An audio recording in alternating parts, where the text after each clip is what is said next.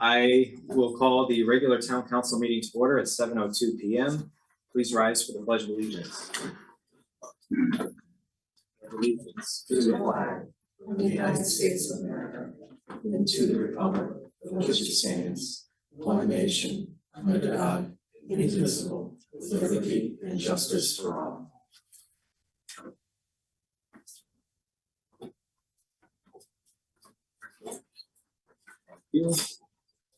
We don't have any proclamations or presentations tonight, so we're going to go to public participation. Please note, we have some new faces in the room, that this is for any subject within the jurisdiction of the town council, and there is a 2-minute time limit. So that will go to the group first. Is there anybody who'd like to make public comment? We'll go online. Go back to the room. Go online. Last chance for the room. Last chance online. Hearing none, we'll move on to public hearing items, of which we have none, which brings us to reports of boards and committees responsible to the council.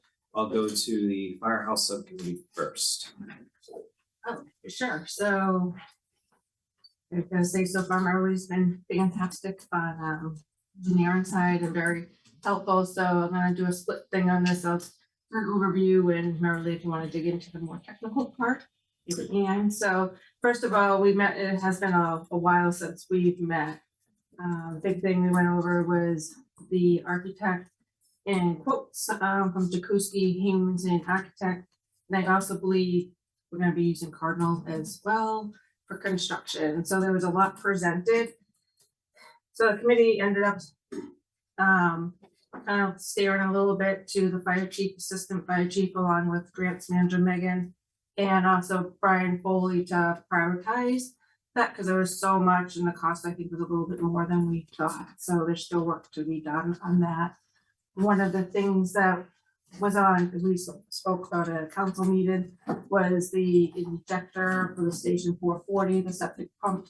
We did not approve that. We felt that was more of a maintenance thing than a project thing. And we also talked about the update on station 3, the driveway repair. So that's where I'll let Marilee dig into, because you seem to know a lot more that helped Megan get things, because if the driveway is pulled in a certain way, and there's just other issues as well. I don't know. Yeah, we just discussed some of the technical issues associated with the repair, so the mitigation of the issue where there seems to be a grading issue and water is running back into the bay. So there are a couple of different ways to approach that, and we talked about how to go about that, starting with the need to identify the extent of the problem by getting some grades and understanding how much we need to actually modify the area.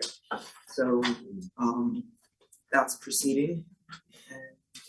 And then we had some additional technical discussions around the some of the proposed proposals for the stations 440 and 140. Good amount of progress has been made. Does the committee have an idea of like when they want to be under contract for the work on station 440? We didn't really talk about that too much because it was the first look the subcommittee got. And it was a lot of information. Yeah. I know I shared it with you. I don't know if Marley shared it with Chris, but it was quite a lot to go through. Yeah, so the next step is for the department to prioritize and to identify their priorities. We'll meet again. That'll result in direction to the designers, and then from that point on, we can then start to actually talk about a timeline. Okay. Yeah, I mean, given the need to then finalize documents and go through the process of getting a bid out, you're not going to be starting construction this fall, right? Okay. It's gonna. Next spring. Probably. Yeah, you would. I mean, it would be later than that, but you got to be cognizant of also what we might get. You don't want to start in the middle of the winter either, right? You just chew up your time, and that's a bad time to start. If you have to do any site work, to start site work. If we're doing interior work, then we can talk about that. Okay. So I guess I just want to understand, kind of, because there's a lot of work ahead of us, and by the fall, do you think we'll have a good direction of where you wanna go? I think so. Yeah. I think absolutely. And then what was nice about the way that this was presented to us is that the designers presented sort of a menu, like an a la carte menu, so that there weren't really too many codependencies between the type of work being identified, so that the department and the town could say, okay, well, we think we'd like to do these two things, but not that one thing.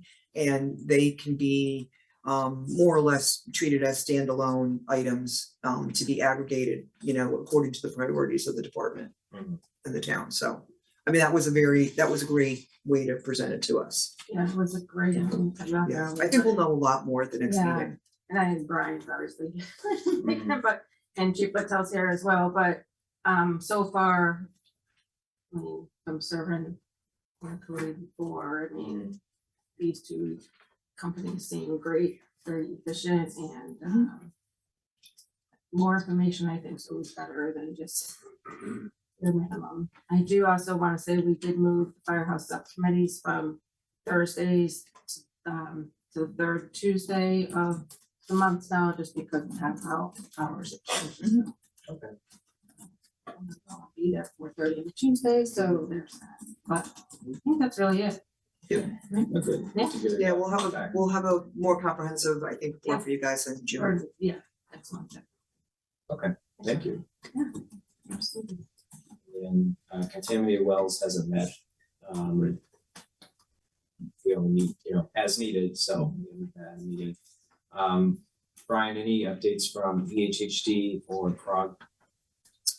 CROG, we had a municipal services meeting today, many of the towns to discuss future needs, same things, regionalization, some talk about AI, but overwhelmingly, the problems or the attacks of residents on publicly elected officials was the resonating theme on every town there. And the difficulties in getting people to run now, and just the problems and looking at ideas and things we can do down the road, but it's gonna be a long haul before we can figure that out. Okay. Thank you. I don't think I'm missing anything, so I'll go on to the next item, which is reports of town council liaisons. Councilor Buckler? PCC met last week, but unfortunately I wasn't available for that meeting. I know they're just finalizing their plans for the Memorial Day Parade, which is May 25th, off the top of my head. Yeah, May 25th. And then they'll get a tiny bit of a break before they start planning for Scarecrow contest, which this year is going to be set up between September 27th and October 4th. Exciting, coming up. Mm-hmm. Councilor Yudichak? So I was unable to meet last night, the Recreation Advisory Committee, and I feel like some of this is gonna be in Brian's report. So they're near finish, it seems, at the Huron Cove, the pickleball courts, programs. It's a little slower this year due to, a lot was because of funding. So they're seeing a little, slower there, and then it looks like they've just turned on the water fountain over, I see across farms. I think that's really, they talked about some other things, but I'm guessing Brian will touch base on some of the stuff that's in here.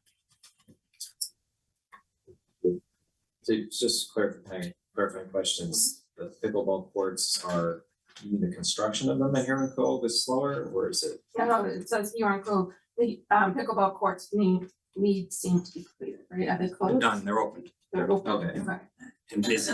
Yeah, you said that the contractor was out yesterday. Megan was out there today, she said it was busy. Okay, what are you buying, Megan? Lots of people out there today. That's The great. weather for it. Yeah, okay. Just, cause I drive by there and I saw something that people were active in using them, so I was a little confused. He said slower, I thought. No, I didn't Looked say like they were slower, no. Oh, okay. No, I didn't say slower. Okay. No, I didn't, I just spoke. Okay. Councilor Moran? I have not had any meetings since our last council meeting. The next historic district commission meeting is May 21st, so that's all I got. Thank you. Councilor Shay? I believe the agriculture commission met yesterday, but I wasn't. Councilor Beebe?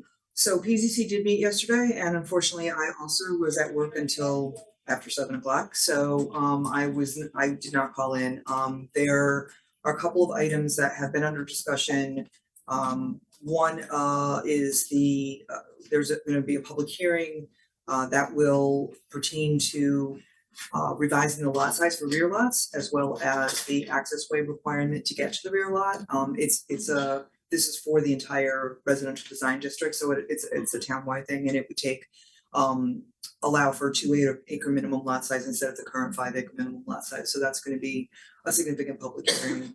And then with some other business about the quarry on Mountain Spring Road, which typically comes up every year and addresses stockpiling and quarried areas and erosion control and things like that. So that goes to renewal of their annual permit. Okay, they are active. I believe that this was referred because of temporary stockpiling, so they're not allowed to bring material in and then use it as a staging area. And that's been an ongoing, goes way, way, way back.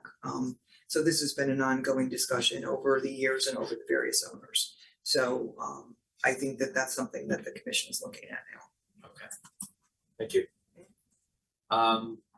Since we last met, the Economic Development Commission did meet. It was on our budget meeting, so I did not have a chance to attend, but I got the email highlights. They reviewed some economic data, there's similar towns, also on the board.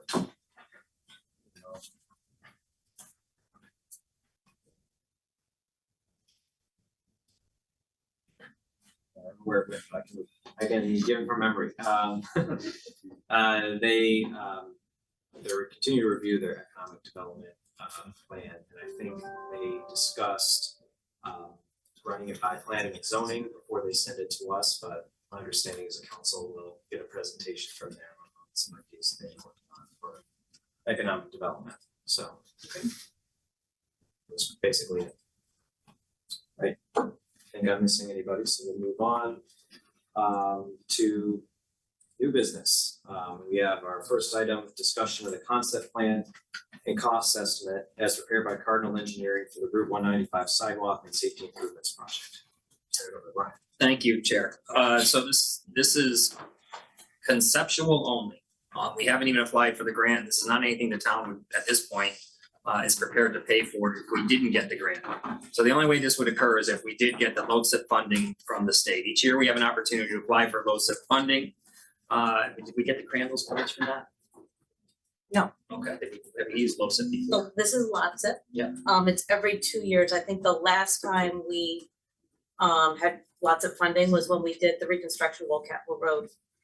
Got it. So in order to apply for this, you typically have to have engineered plans in place to apply for it. So Megan Massa, our grants director and project director, is working on looking at a grant to do these sidewalks. So we want to have the plans in place ahead of time.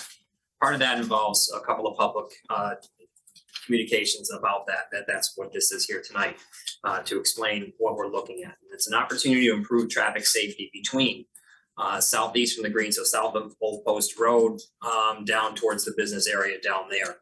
And you only need to see Charles or anyone else in a wheelchair going up there at 9 o'clock at night to realize that we're gonna need a sidewalk at some point. We wanna be able to connect the green and this part of town with that part of town easily and walking. It's a connectivity issue. But again, remember, this is a state road. They make the decisions on the state road. They do seek our input, obviously, with it, though, again, is Megan Massa. And Cardinal Engineering is here today to present what we're kind of conceptually looking at to this point. Go ahead, Megan. Thank you. You guys wanna start and introduce yourselves? Sure. I'm Joe Sermon. I'm president of Cardinal Engineering. I'm Roy Sealy. I'm a senior project manager at Cardinal Engineering.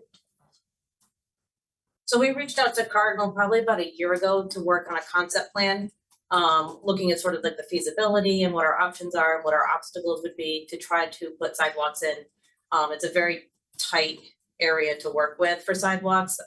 There's a lot of traffic and trying to see what our options could be. I've also been working with CROG, trying to sort of get a head start on our lots of application. And I've gotten some good feedback from them with some design options. So Cardinal's prepared a concept plan, which we can share with you. Also, we've reached out to homeowners within the property scope to see if they wanted to provide any input. We had 3 of those homeowners reach out to us. And so far that has been positive. So this is just sort of an early opportunity to give folks a chance to see what we're considering. And like I said, this is just a concept plan at this point. DOT, once we apply for the funding and if it goes forward through DOT, I'm sure they're gonna want to make some modifications to what we are proposing. And again, we won't know what that is until we get to that stage. And this is entirely contingent on us receiving the lots of funds. If we are not awarded the grant funding, then we wouldn't pursue this out of our pockets.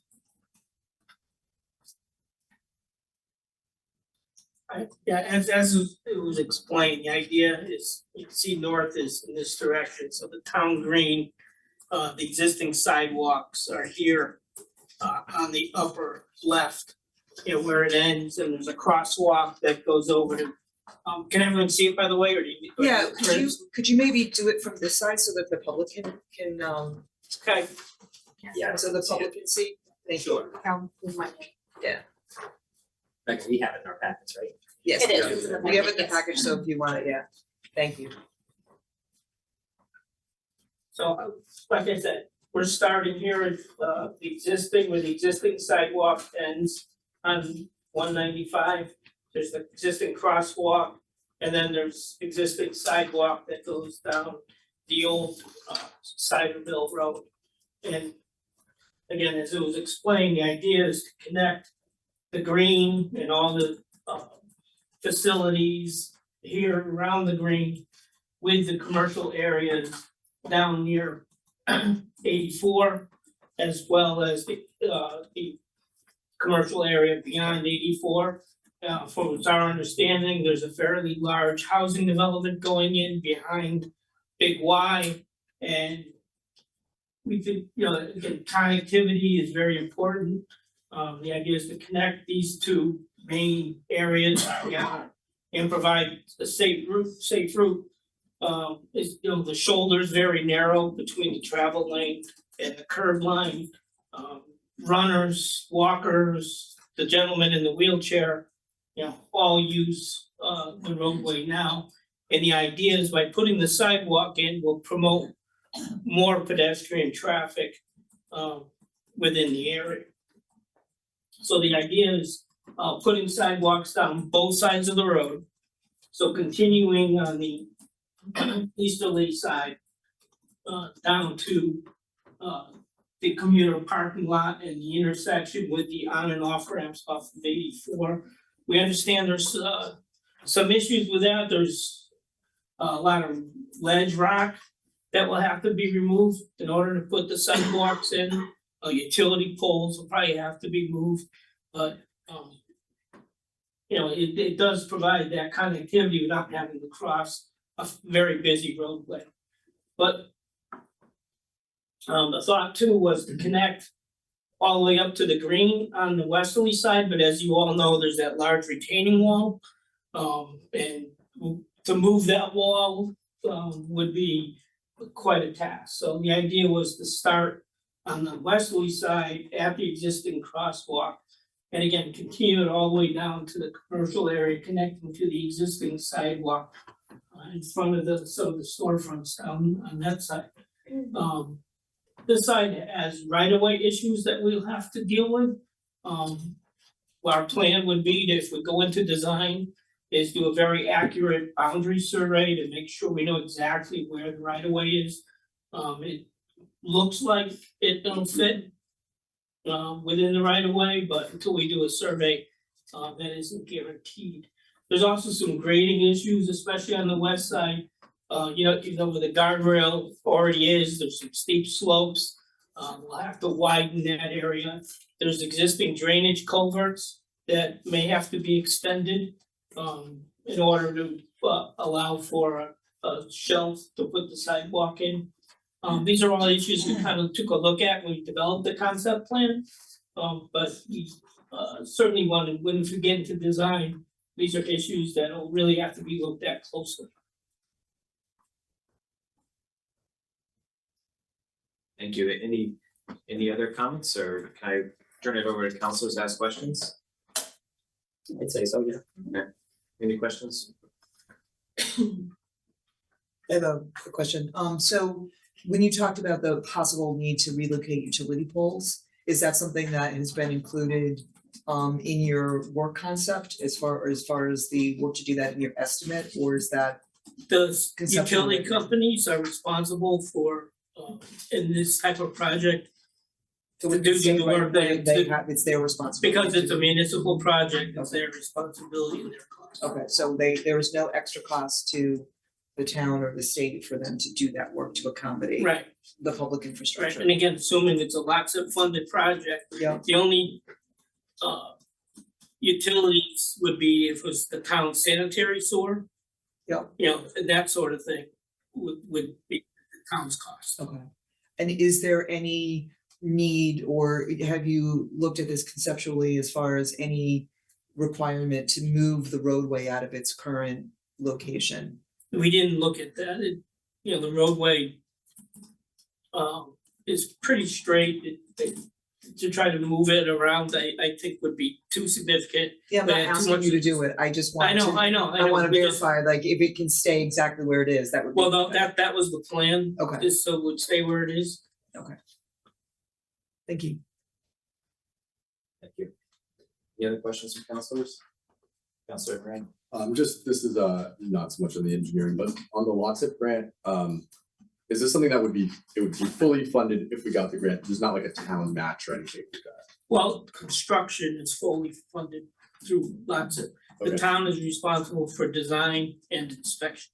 Okay, Inspections included. No, Yeah, so lots of pays, the town will pay for design. Lots of covers 100% of the bid cost. They'll do 10% additional for contingencies, another 10% for testing and inspections. Yep. The only time the town would be responsible for anything towards the construction is if we exceed those values. yeah, I'm only asking just obviously, just to reiterate what, you've all already said, it's budget time, everyone's mindful of it, this is not something that we're talking about coming out of town funds at this point. So just reiterating that, because work time, so thank you for all the work, Megan, always, and Cardinal as well for your work. Thank you. Any other questions, councilors? One quick question, are there any issues with private property in respect to sidewalking? but as I said, it looks like based on the concept plan, preliminary. We didn't do any field survey, we took existing mapping and applied it to the plan. We used the University of Connecticut's eco mapping for the contours and we walked the site, we made some notes and made minor changes. So it looks like based on that there aren't any right of way issues.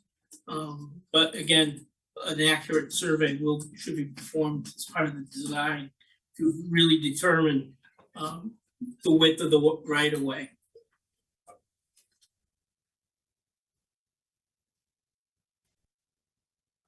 Um, Can I make one quick statement? Yeah. So this is, I really like the concept that you've come up with, and I'm hoping that, we're successful in applying for the grant. This has been a long time coming.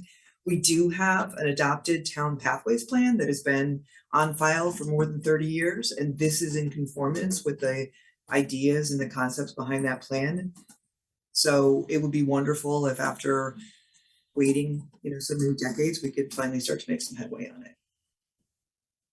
but this would, as part of the process, would you review this against the pathways plan? I know you said it was in alignment. but I think it was adopted by the town, and it is actually, I still think it's hanging outside the planning and zoning or the town planning and development office.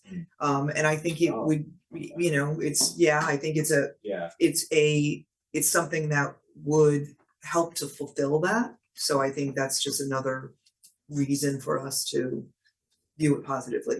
Okay. I was just gonna, I'll speak now. I think it looks like it would definitely get used. I mean, we see the sidewalk on the other side of the interstate gets used quite a bit. You're driving down 195. But just want to clarify what the next steps are. I think in the packet, it says the plan would be to apply for funding in the fall. Is that correct? Yeah, so they're expecting the application window to begin in the fall, maybe September. So I would come back here to town council for, you know, the approval to apply. And then we would have another, if we were selected for funding, we would have another public information meeting with a design after it's gone through review with DOT before construction. Okay. And what, I guess being a little bit more specific, when do you think you'd have to come back to the council for approval of the funding? Or to apply for the funding?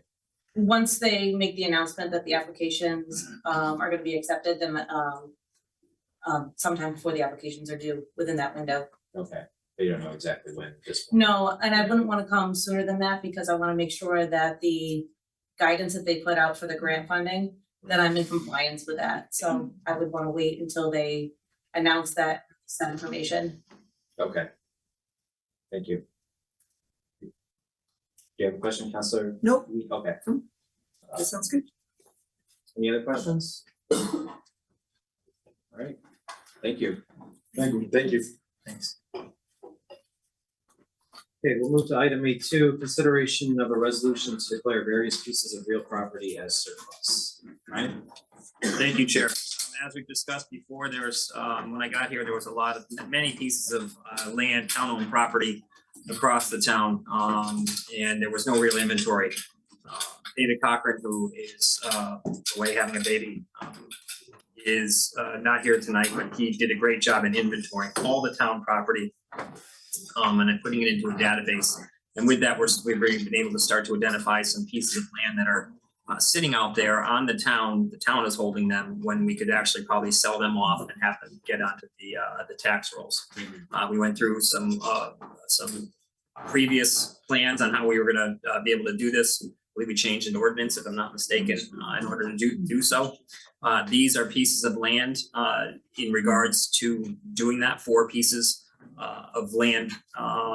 They're all adjacent to basically homes. 2 of them are adjacent to each other, and they're very small. And so we kind of wanted to start moving forward with some smaller pieces, and these are them to try to move forward. So that's what this is. And attached is a resolution if you approve. If the land is sold and if we did get money, that money would go into the CRNE account. It's been approved. The sale of these 4 pieces of property have already been approved by the Planning and Zoning and the Land Acquisition Committee as well. So all green lights to go ahead and move these. Thank you. Yeah, I know the adjacent properties, pretty clear, maybe at one point we thought they were gonna put in a road or something. Yeah, it was Yeah, interesting to see that. yeah. Questions from counselors? Councilor Moran? I'll just comment that, as the town manager mentioned, all these properties came to the Land Acquisition Advisory Committee. And the idea behind it is, right, these are just kind of small, awkwardly placed parcels, and rather than have them on rather than the town hold on to them, perhaps neighbors will want to purchase it, get it back onto the books, which would generate some tax income. So I think it's great. I don't think that there's, these parcels are smaller, and where they're placed, there's not like there's other uses really for these parcels. So I think it makes sense. Yeah, very tiny, for the most part. Any other questions from counselors? Great, I'll entertain a motion for the resolution in A2. Is there a second? Second. Any discussion? All those in favor? Aye. Aye. Opposed, abstentions? All right, that passes unanimously. Right, moving right along, E3, consideration of a resolution making an additional appropriation of $344,656 to settle tentative compensation claims I'll turn this over to Brian, but I think, just to clarify, we're not voting on the disbursement of funds. We're voting to set a public hearing for said funds, but I'll turn it over to Brian for more context. Thank you, Chair. Unfortunately, 2 years ago today, we lost town firefighter Dennis Carlson. That initiated a legal process and some claims with the workman's compensation folks. This is to have a public hearing on a potential settlement of $344,656 from the general fund unassigned fund balance. This is just to have a public hearing on it. And then following the public hearing, there's a draft resolution in your packet as well that we would look at. But this is again just to set the public hearing date of May 27, 2025. Thank you. Any questions from counselors? Maybe just clarify for the public, because of the dollar amount, we have to go to public hearing.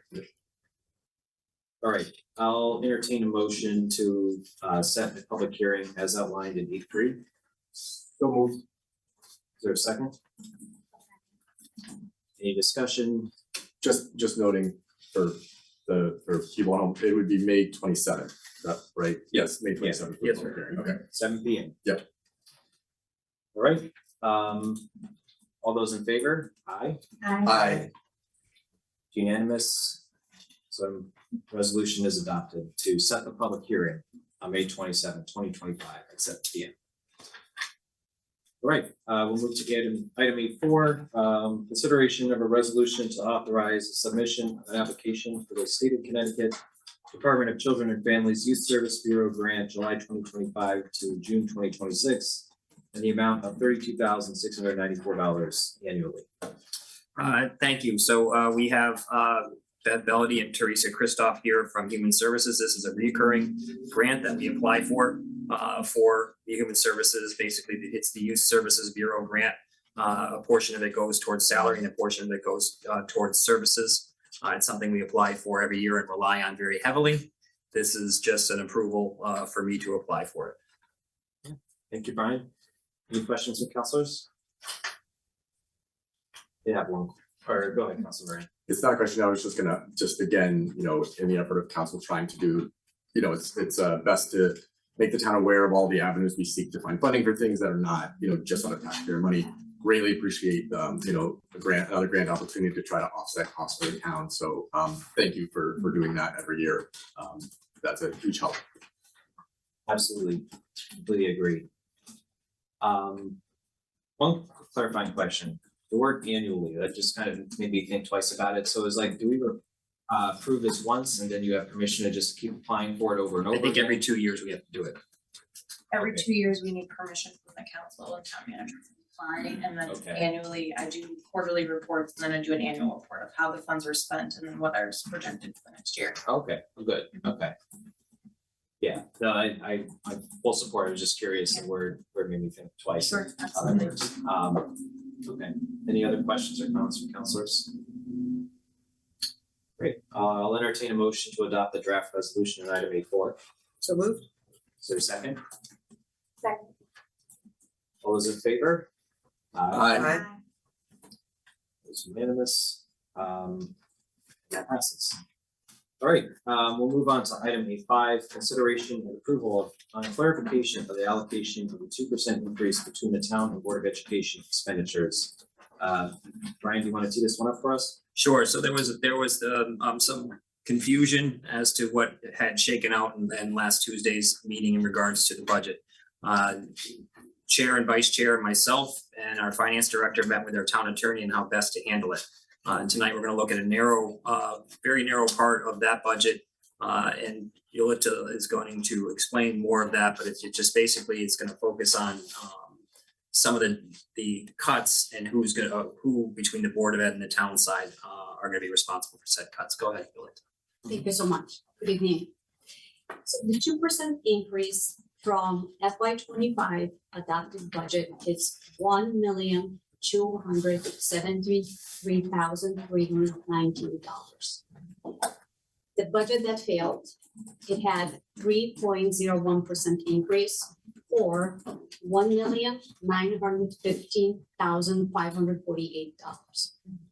There's a gap between the failed budget and the budget that is proposed, $642,229 that needs to be closed. So we're looking clarification, a split between Board of Education and town to find those cuts.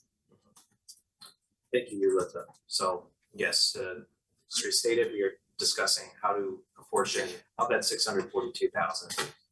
How much of the deduction comes from the town side, how much of it comes from the Board of Education side. So with that, I will open it up to discussion, counselors. Just one thing at the outset. So this, obviously this is us, we're clarifying the motion that passed last week.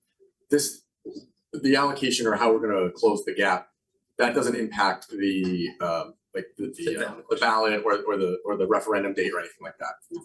Okay, so the referendum will still be next Tuesday. Correct. Okay, thanks. And it doesn't affect the mill rate either, does it? Okay, so all of the items that were decided upon during our last meeting are exactly the same. Correct. Thank you. Yeah, fortunately, budget process is very, Mhm. say, prescriptive. So we are trying to do our best, we engage with council to try to figure out how best to address this situation and this doesn't affect the top line number. Just Okay. all right, so that, I saw you had a hand up, so Councilor Butler. My opinion as far as the split goes, we've historically done 70-30 splits between Board of Ed and town. I think last year's budget ended up, I believe it was like a 69, 40, 39, 30. 31. 31, thank you, Jacob. Split, which was essentially trying to attempt to do a 70-30 split. I think that would make sense to keep it as a 70-30 split. I know this is pretty much, it could be any kind of split whatsoever, but that appears to be the what's most typically done. Are we allowed to ask other questions, or you want to keep it to the split right now, Jacob? I'd like to keep it to this. Split. Okay. Yeah. So that's what I would propose, is doing a 70-30 split with Board of Ed being 70 and 30 being the town. Okay. Thank you. Councilor Jacob. We talked, and I appreciate all the hard work y'all really did, went through every number, was part of that number proposed that he did, Jen, last week, part of Brian's reductions though, that he had on the town side? Yeah, I think you could look at it two different ways. But no, essentially no. I think you could have worked off of what the town manager had proposed in the new proposal. I just think it complicates things a little bit more than how Yulia just explained it. Essentially, every percentage point, so going from 3% down to 2% or 2% down to 1%, it's gonna be a reduction of 642,000 and change. So yes, you can work off of that number and get down to the 2% from, I think his proposal was 2.3. But I think that's a more complicated way of viewing it. Just not like that much money, and then you just, I don't know, Yeah. I was thinking. I've always looked at it from going from the 3.01 down to what we had proposed was the 2%.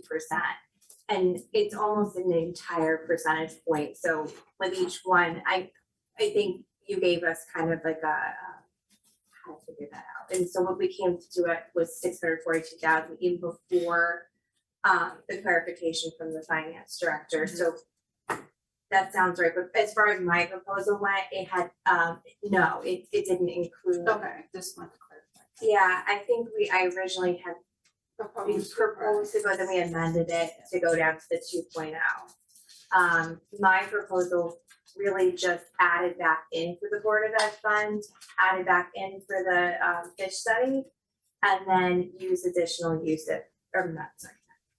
unassigned fund balance for both those additions.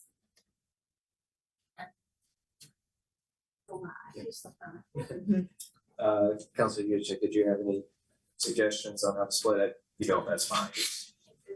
Sounds like Jen has historical knowledge.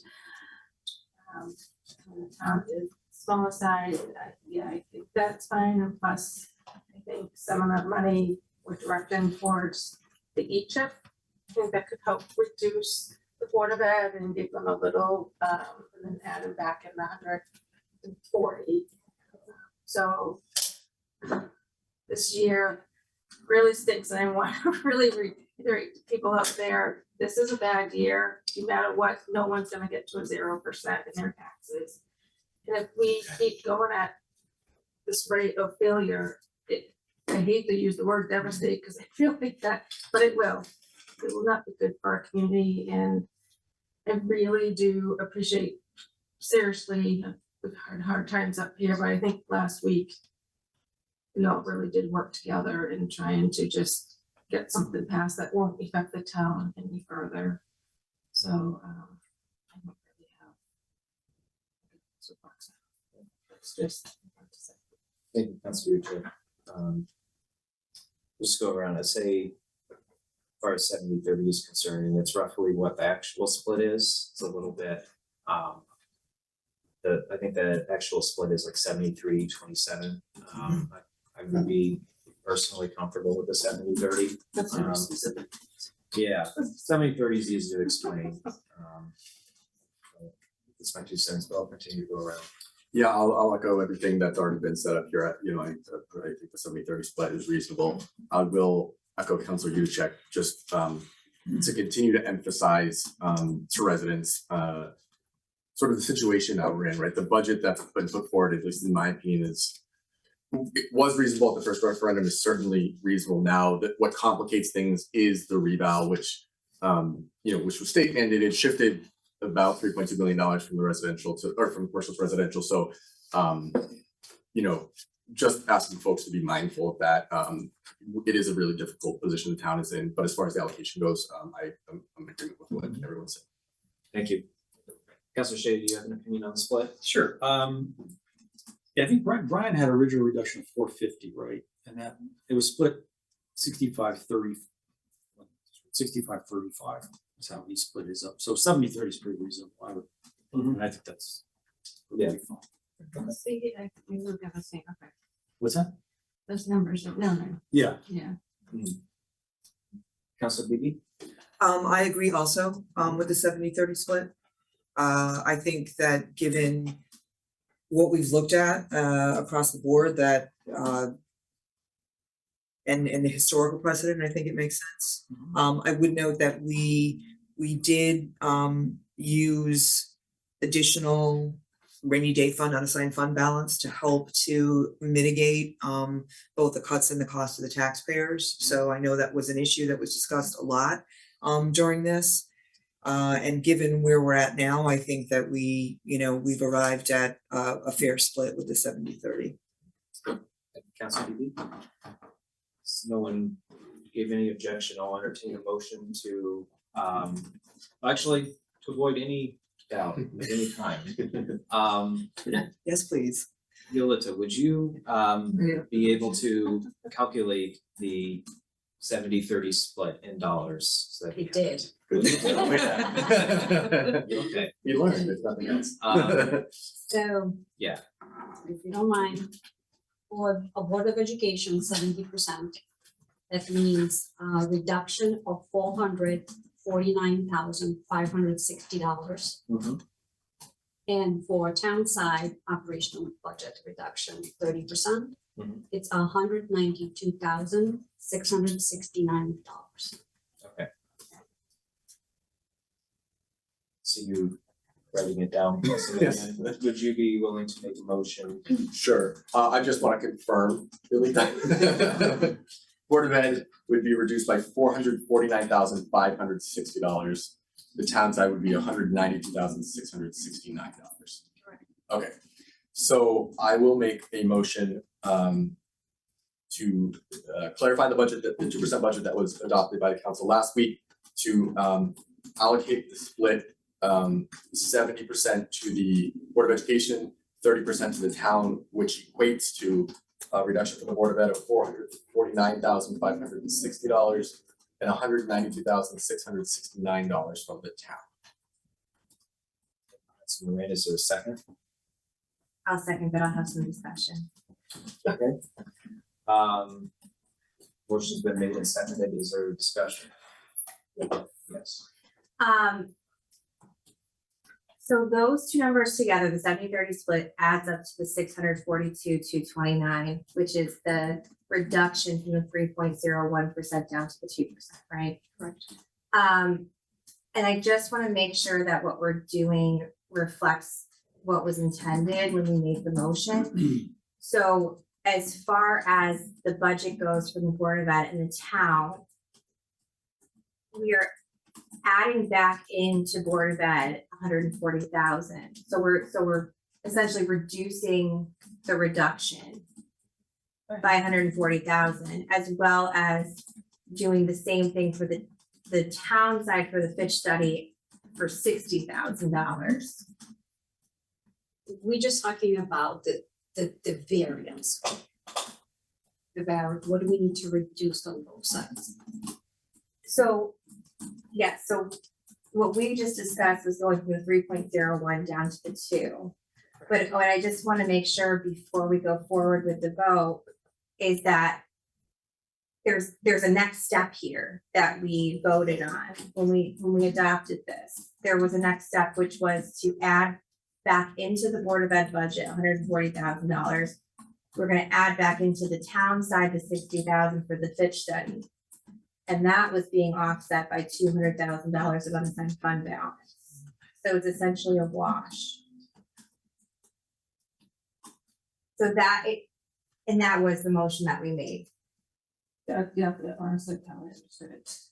That's, I would say if that's not her decision, that's for you guys to figure out. Is that what you wanted? Violetta, do you want to maybe explain the detail between the revenue side and the expenditure side? So I think common issue when we talk about this unassigned fund balance, it gets treated as revenue or treated as an expenditure. We need to treat it as revenue. I don't know if you want to walk us through this, Violetta. Sure. So, and I'm gonna go back to the scenario that you're talking about. I think that's where we should start because that was brought up. Mhm. So if we look in the minutes on page 8 from 11, I explained, by using $200,000 of unassigned balance and offsetting $60,000 for the Fitch, $140,000 for on the vehicle side. What it did, it increased spending from 2.3%, what the town manager proposed, to 2.62%. It didn't touch the mill rate. So we did increase revenues, we increased expenditures. Even it's the wash, we covered expenditures by unassigned fund balance. But the final decision was made to keep the spending 2%. So in order for us to keep the spending at 2% or $1.3 million, the unassigned fund balance, it was increased by $400K. But what happened, the mill rate was reduced to keep the 2% budget increase. Because town practice a balanced budget, so the revenue should be equal to expenditures. So I think that's where we have an issue, is that there's a misinterpretation of what our intention was with the motion. So from what I'm hearing is you're taking the $400,000 of unassigned fund balance and it's reducing, so it's affecting the mill rate, so it's reducing the mill rate. Correct. And this is my interpretation, and correct me if I'm wrong, but what we actually intended to do was we were going to reduce to the 2%, add back in the 140 to the Board of Ed budget, add back in the 60 for the Fitch. was $200,000 set aside for that. And then in addition to it, Mayor Lee had proposed using an additional $200,000 for the purposes of each shift, but that would just reduce the mill rate in general. So I think there's a misunderstanding of what our intention was. Can I clarify? Yes. So if we, because I think that my first, as first stated, it was, we looked at this at the 140-60 split. And then in addition to that, I proposed that we take the 200K and use it for taxpayer relief, right? Which affects the mill rate. Right. So if we were to do the 642, right? And then we were to allocate the 140 and the 60 the way that we had intended. And then use the 200,000 additional to reduce the mill rate. Would that get us back? Doesn't that get us back to even? If we're, So if we adding $200,000 in the sign fund balance to offset 60 and 140, you're talking about the budget increase from FY 25, adopted budget 2.31%. So I Right. think that's what the misunderstanding, what is the goal, right? So if it's the goal to reduce the mill rate and get the relief, then we don't do the increase on the budget, right? If we wanna offset the expenditures, so it doesn't affect the mill rate, right? Then we should not focus on actually, the spending increase. Because explanation is that the mill rate, it doesn't change what we proposed, but what are we doing? We are offsetting expenses, so expenses is gonna go up, but we are offsetting by unassigned fund balance. So that's why it's, if that makes sense. So I think, and again, if this is wrong, let me know. I think what the intention was that we were going to increase the spending with the initial $200,000, offset it with the unassigned fund balance. And then the additional $200,000 was going to be taxpayer relief. right, But the intention was to add back into the budget for both the Board of Ed and the town side for those specific reasons. So if we, I guess this is gonna have to internally, I say, for the reduction that the town, I'm gonna talk about the town side, we need to come up with $193,000, but we wanna leave the 60,000 for, the public safety recommendations, then we need to come up with some other reductions. So it's gonna be just internal. So right now, we're locked into 2%. We can't, We locked the We can't 2%, touch yes, so we're And so- stuck at the 1,273 increase. correct. If we were not locked with the increased budget, that would be different story. Councilor Moran. Yep, so I'll say two things. One, I agree with Councilor Buckler as to what my intention was, but I wanna make clear that this is not, I know it sort of feels like, we're asking Yolita these questions, that it's not on Yolita, it's not on town staff, right? It was midnight on the meeting, right? We'd all been there, and so this is why we're here, right? Is because there was ambiguity. We should have done a better job of clarifying that. So I just want to be clear that it's not a Yolita thing. It's, us making sure that 100%, we're yeah. clear on what we are directing the town to do. So I just want to make that clear. Thank you, Yolita.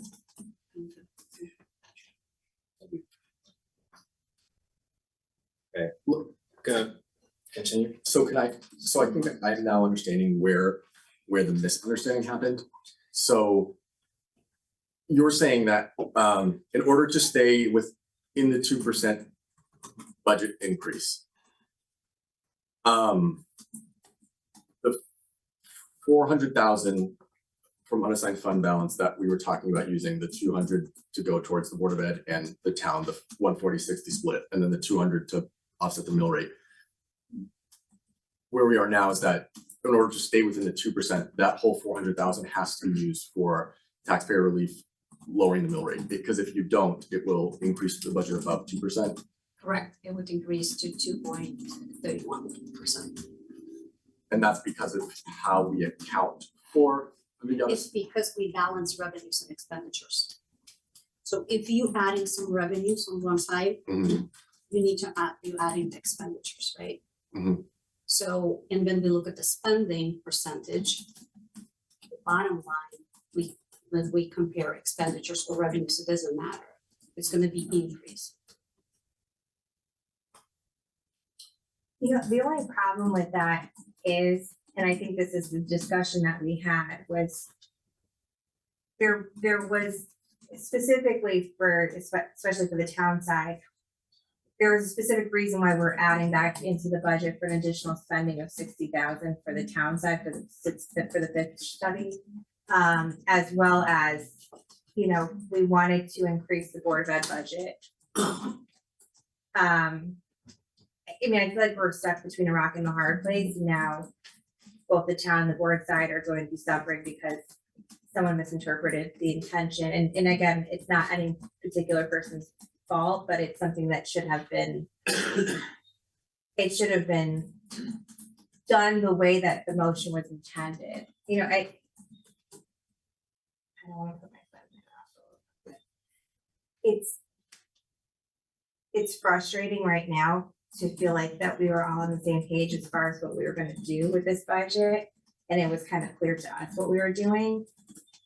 But now because we walked into the 2%, it's gonna be at the detriment of both the town and the Board of Ed side. They're not gonna get that additional funding to use that we intended for them to use. I would agree with that because I said that entire, I didn't want to cut anything from the Board of Ed, and I feel like we did make it pretty clear, because one of your proposals were just to reduce the mill rate, and when we Right. found out, we went back for Right. a few minutes, and Right. we came back. So, yeah, that's why. So, I'm yeah, so the quite confused on, and I think that this is totally my deficit, right, in terms of understanding. So if we're gonna increase expenditures, right, by $200,000 because of the split that we talked about, but then we're going to use $200,000 to reduce the mill rate, doesn't that effectively negate that increase in expenditure? Isn't that a wash? No, because we're reducing the mill rate, right? So we're collecting less taxes. Right. I feel Yeah, like but the we putting bond back, I So think the- the intent is we wanna fund that 600,000. Right, so if we're using 200,000 to fund expenditures, but then we're taking $200,000 and we're using it to offset the mill rate. So the 200,000 in expenditures would be whatever the mill rate, say it's 0.4, it's not. But say it's 0.4, right? And then if we take $200,000 and we use it to reduce the mill rate by the same 0.4, doesn't that bring us back to the same thing? Well, we didn't do that because we included an assigned fund balance, right? So we reduced the mill rate in order to collect it. So what happened, because the mill rate got reduced, we need to find those cuts in the budget. Okay, I understand what you're saying now. So it's not related to the 1% reduction in as much as it's related to the mill rate that was the result of, Correct. okay, so it's not related to the 1%. It's not related to the 1%. That was where my deficit was, thank you. And just say quick, you know, so couple things, just a process thing, you know. If this budget passes up on Tuesday, but if it doesn't, you know, please keep me honest. I want to definitely have Yulitza run all of her calculations next time. I want to go through every part of this so that we fully understand it. And we're all we did that. Not- You did the last meeting. Not the last. I'm The gonna problem- keep everyone straight here. Yeah, so the We problem. did not do, and I was really not happy about it, but it happened very quick. Yeah. was not happy because I always walk through it and the prior meeting, the budget when I proposed, Right. I stopped everyone and they said, let's talk about it does everybody Right. understand? Yeah, and so I'll just reiterate that obviously we had been there for 5 hours at midnight. I think we sat down with Yolita, Brian, Jacob and I took Brian and our attorney. And it was good that we did that. And obviously and definitely going forward, yell at us, tell us, stop, what are you doing? You're crazy. But again, that's on us. So sorry, I didn't. Yeah, no, I completely agree with that. So that's what we're gonna do going forward, you know, as was mentioned, it was late. I think we all were kind of trying to get something done, and in that rush, we did not clarify things, because to be honest, I agree with your understanding, Yulita, but apparently, you know, that was not how everybody saw it, so that worked very hard to make sure that does not happen again. I think that's critical. Can I ask a question? Yeah. So Yolita, the 642, 229, right? That's the gap that we have to close, or that we have to close based on how we're allocating. Is that the total amount that takes us from the 3.01% down to a 2%? Correct. Okay.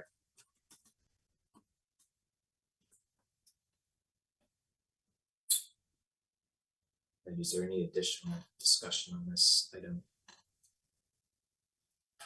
Oh, I'll just say, not matter, thank you, everybody, it was a late night, and I just feel like I just want this budget to pass, no matter what, I mean, we're already seeing it. Or then, suffering and has been hit anything lower than the 2%. Again, which we went over, we've used and taken risks everywhere on this budget. There's nowhere else we can reduce, nowhere.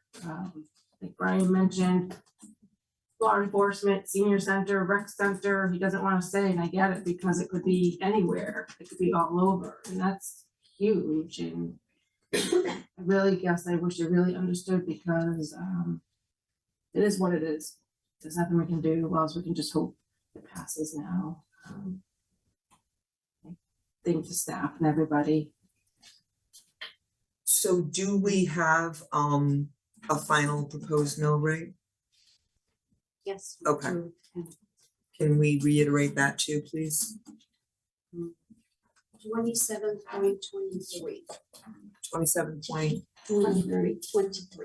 27.23. Thank you.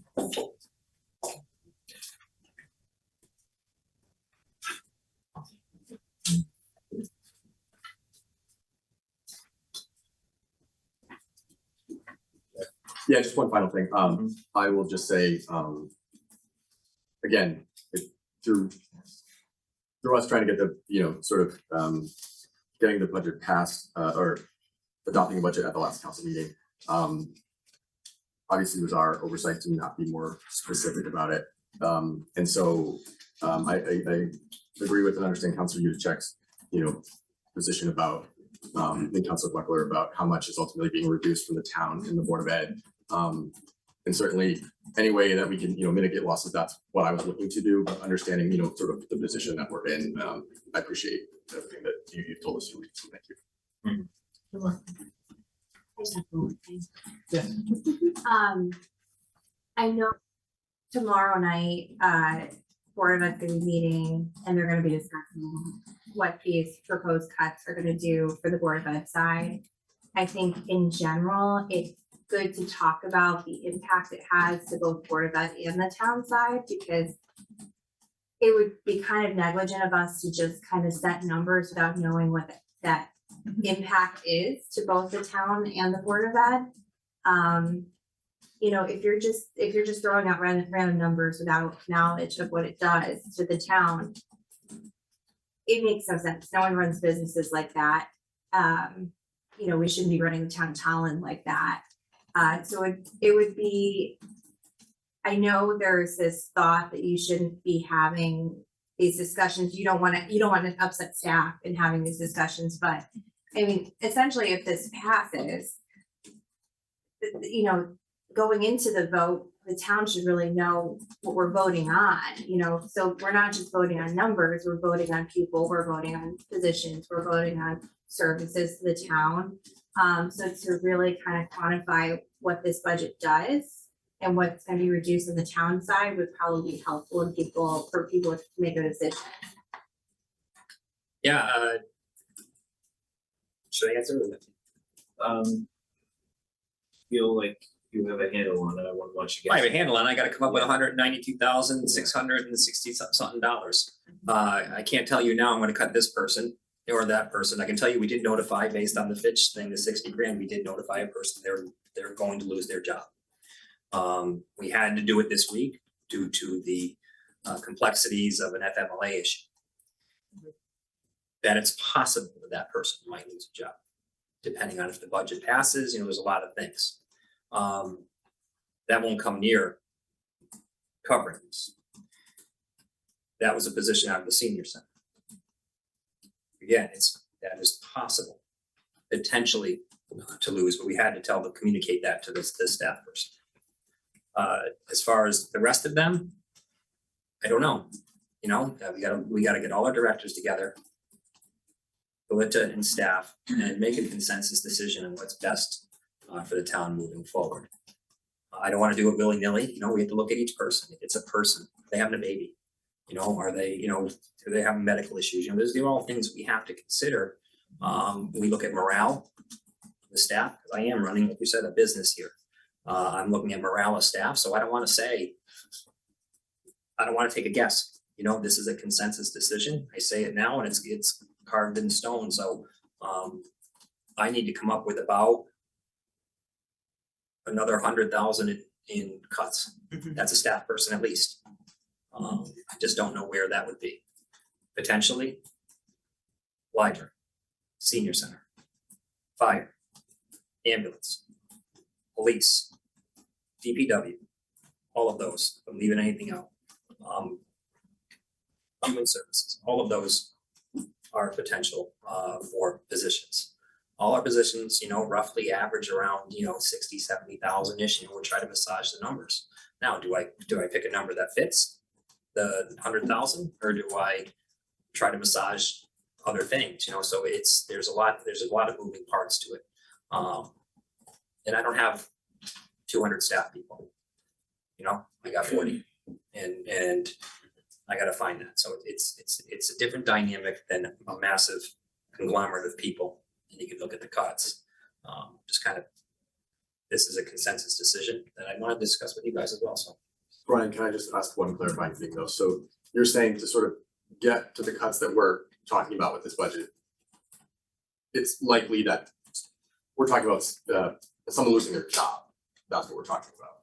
absolutely, yeah, it's not like a layoff. Yep. Lose a job, you know, and we lose a job, like we cut DPW years ago with the intent of, I was told, prior to any of us being here, or maybe Colin, you might have been here, I don't remember.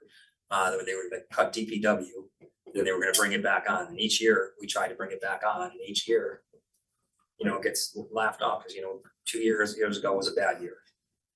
Last year was a bad year. This is a bad year. Next year is a bad year. You know, the year after is a bad year, we know that, so it's you lose a position, it's tough to get it back. Yeah. Absent a grant. Yep, so I just think making that clear, sort of, again, going towards like the impact, like, or get and respect why you don't wanna start talking about specific positions, because there's real people that are working for you, that are working for us. But you know, even at the budget that we are currently at, that is going to referendum next week, we're talking about, obviously, you know, loss of a position, but we're also talking about someone losing their livelihood, right? So that's what we're talking about. So again, just to emphasize where we are in terms of the public understanding the budget process, those are the hard decisions that, you know, the town's already facing. One caveat, if I may. Sure. If we were to eliminate a resident state trooper, they're not losing their job. They're shuffled back into the troop. And then they're just not in this position anymore. And their fall where their seniority will lie. Thank you. And can I add on to that? I just wanna this is on top of what you would have already proposed to us, because you Yes. came to us with significant cuts, which includes almost $19,500 out of DPW. Mike Wilkinson. Right, Mike Wilkinson, we have a person that agreed to reduce their salary, right, to take less money, so we had cut money on that out of engineering, out of fuel and oil based on I guess historical numbers, and $36,000 out of salt. I guess that's the silver lining to global warming. But we were looking at some significant numbers in actual goods and services to the town, right? Things that we had budgeted for, but we are not gonna use or allocate. And similarly, a reduction in a position, yes, is a person that, except for resident state trooper, but we also then would not have the service to whatever position, to the senior center, to the rec center, whatever, that service would go away, those activities would go away. So we just need to, I think, Commissioner Buckler made a really good point that we need to understand what we are talking about, because if you went into a business and you said, I think the number should be, this percentage, but you didn't understand what that percentage meant, you would last about a nanosecond before the CEO fired you, because if you couldn't, as a finance person, if you couldn't explain what the impacts were, that would never fly in a business. So I think that it's prudent that we also discuss that here. I think you're always gonna have a subset of people who just are gonna argue the budget isn't low enough ever. Yeah, And- understood, that's true historically. And it's unreasonable to think that the town can run on a 0% budget. I mean, as much as things increase in people's households, things increase for the town as well. Things have to be paid for. I mean, if you wanna continue having the services that we have to pay for that. With that being said, I think the attempt here was to listen, reduce the budget. And this is a $642,229,000 reduction. That is going to have a significant impact to both the town and the Board of Ed side, and the town as a whole. And so we're hoping that not only is the information going to be broadcast to the town to show that we have made this effort, but also the fact that, there's a point where you're shutting down entire departments, you're shutting down, especially on the town side because it's so much smaller. You're losing services, you're losing people. And it's gonna happen on the Board of Ed side too, no matter what the naysayers think. I mean, it's gonna have an effect on the Board of Ed as well. So I think our job going forward, and it would be nice to have help from the town as well, is just to get all this information out there and what the impact is. And just kind of show that the town council is really making an effort to listen and reduce the budget, but be responsible, knowing that we still have a town to run. And given the use of the rainy day fund is then, because we've reduced the mill rate, is then we reduced the budget by $642,000, but in using these other funds, is that for the mill rate, what the same as or similar to actually reducing the budget by over $1 million? Cannot answer right now, this Okay. question.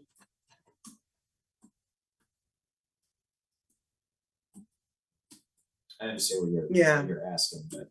Right. Maybe for the record, if Yeah, no, that's fine. I'm just, because that's it, if that was just solely to reduce the mill rate, right? I guess that's a question for a future discussion. And I'll just, Yeah, I thank think maybe to piggyback off of that and not put it in the form of a question.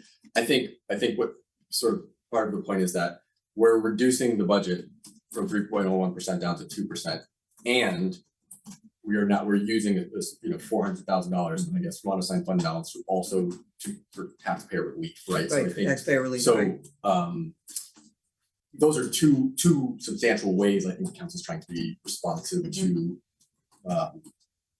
taxpayers, right? Mhm. So I think it is that, so I think that's. That was my point, yes, and I want, there was some really good, we've gotten some great information in our packets that explain what happens, that show what happens to homeowner rates as well as to commercial/business rates, just so that, you know, I would love for people to direct their attention to that information that was included, so that we can see as we're bringing this down incrementally for homeowners, you know, we're at something around,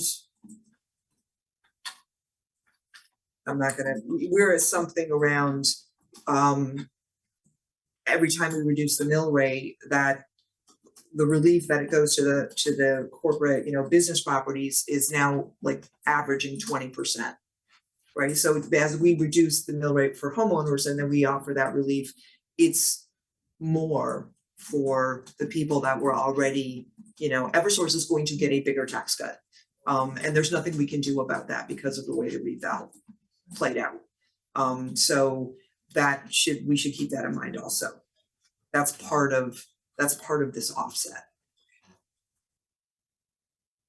Completely agree. Yeah, there's not a way to, Yeah, there's not a way to, you know, Yeah, use it all for homeowners. That's part of what happens. yeah. And I'll just say personally as a counselor, when I've talked about it, I think one thing we do want to do is try to clarify Councilor Marina and I some common misconceptions. I think that's certainly one of them that, or not necessarily a misconception, but just lack of understanding about the way the evaluation works. Not to mention some other things that we get off budget, but so that we do have a motion on the table to split or to define the split between the Board of Education and the Town Council. So I would ask if there's any more discussion. If not, I think we should proceed to a vote on that split. Can I just mention one thing? So because I think we here anymore.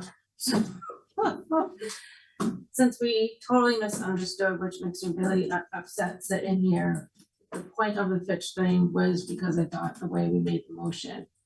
I think, Brian, if you want to talk to the chief and assistant chief about the 60,000 and see if it's the right timing, and that helps in any way, I think that's a conversation. If the council is all right with that, that's a conversation you have with them. The motion's there with the 60,000. Yeah, I assumed it was separate, and listening to everything, I mean, it's very upsetting. It's a tough year.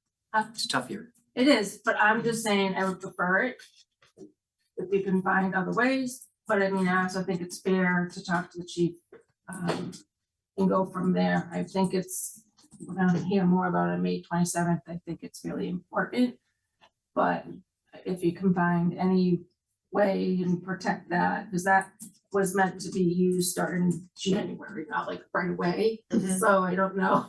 Right. By then, you know, some other revenues might come in, I don't know. I don't know what the council thinks about that. That really, I hate saying that, but I mean, that's just my opinion. Again, I stress that I prefer that, but if talking to the fire department, I would like to give feedback somehow on that. Not now, obviously, but I don't know what the council thinks of one person out of 6 here. Their thoughts on that. So I would just say a couple things, like you said, we get a motion on the floor, but I understand your request. I think I would want to just double check to make sure that we could change something in a budget motion in regards to unassigned fund balance and how it's used. It's not on the referendum question. It's not gonna impact the mill rate. Or the But that appropriate what you're votes. talking about is how to use that funds, because if it fails, or if it Yeah, passes, yeah. Brian would have to No, come no, no. back and Yeah. discuss. Probably No. something like that, he might just come back and like, guys, this is not the best, or whatever, Yeah, no, I, just put it out there Yeah. as a.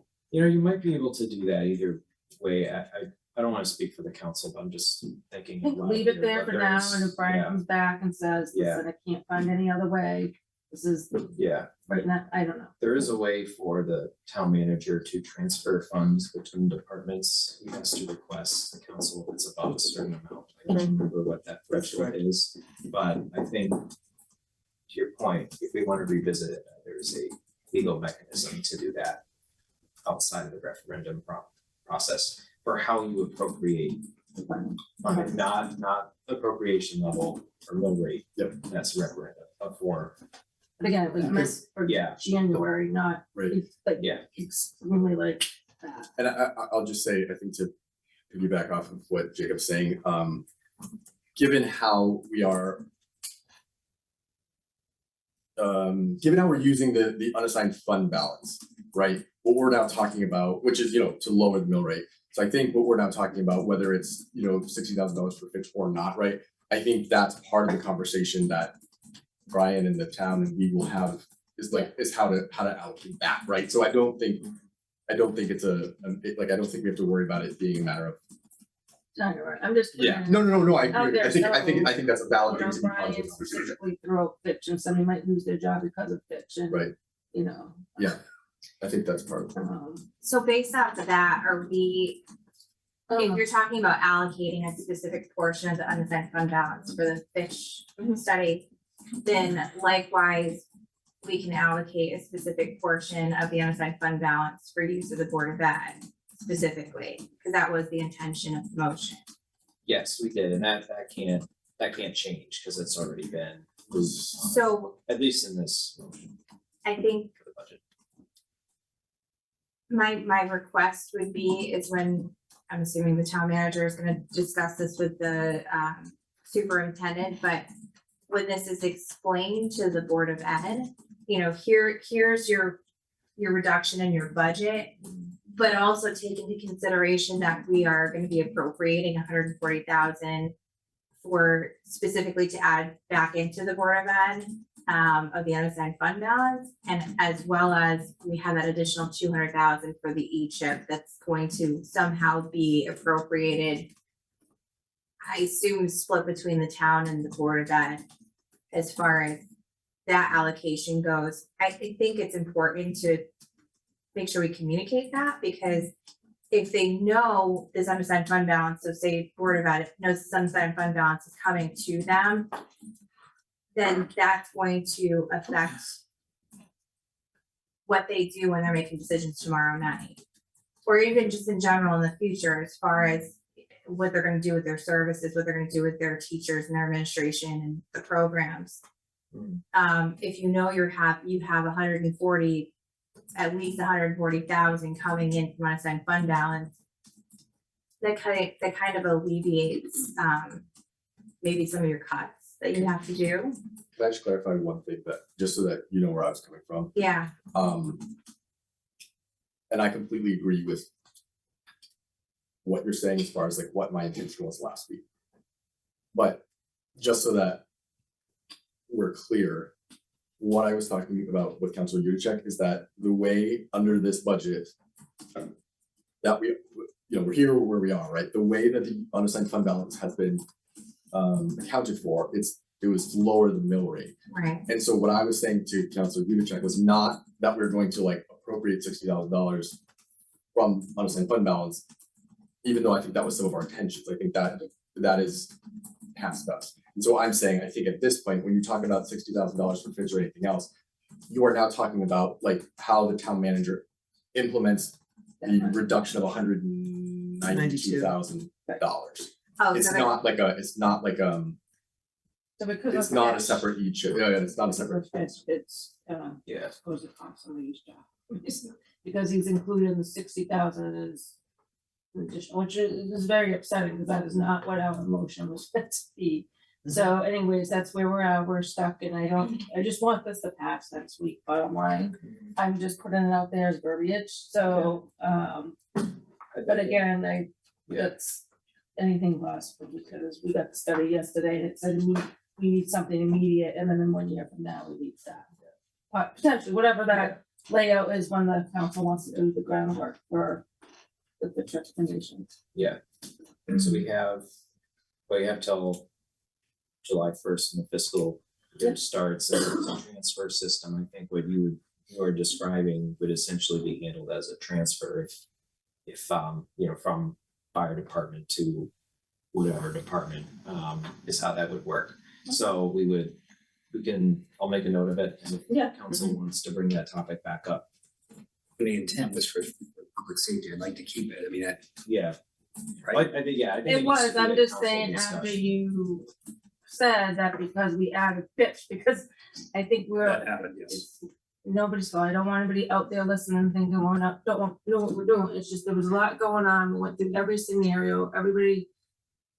You know, parties don't have time to caucus, really discuss things ahead of time.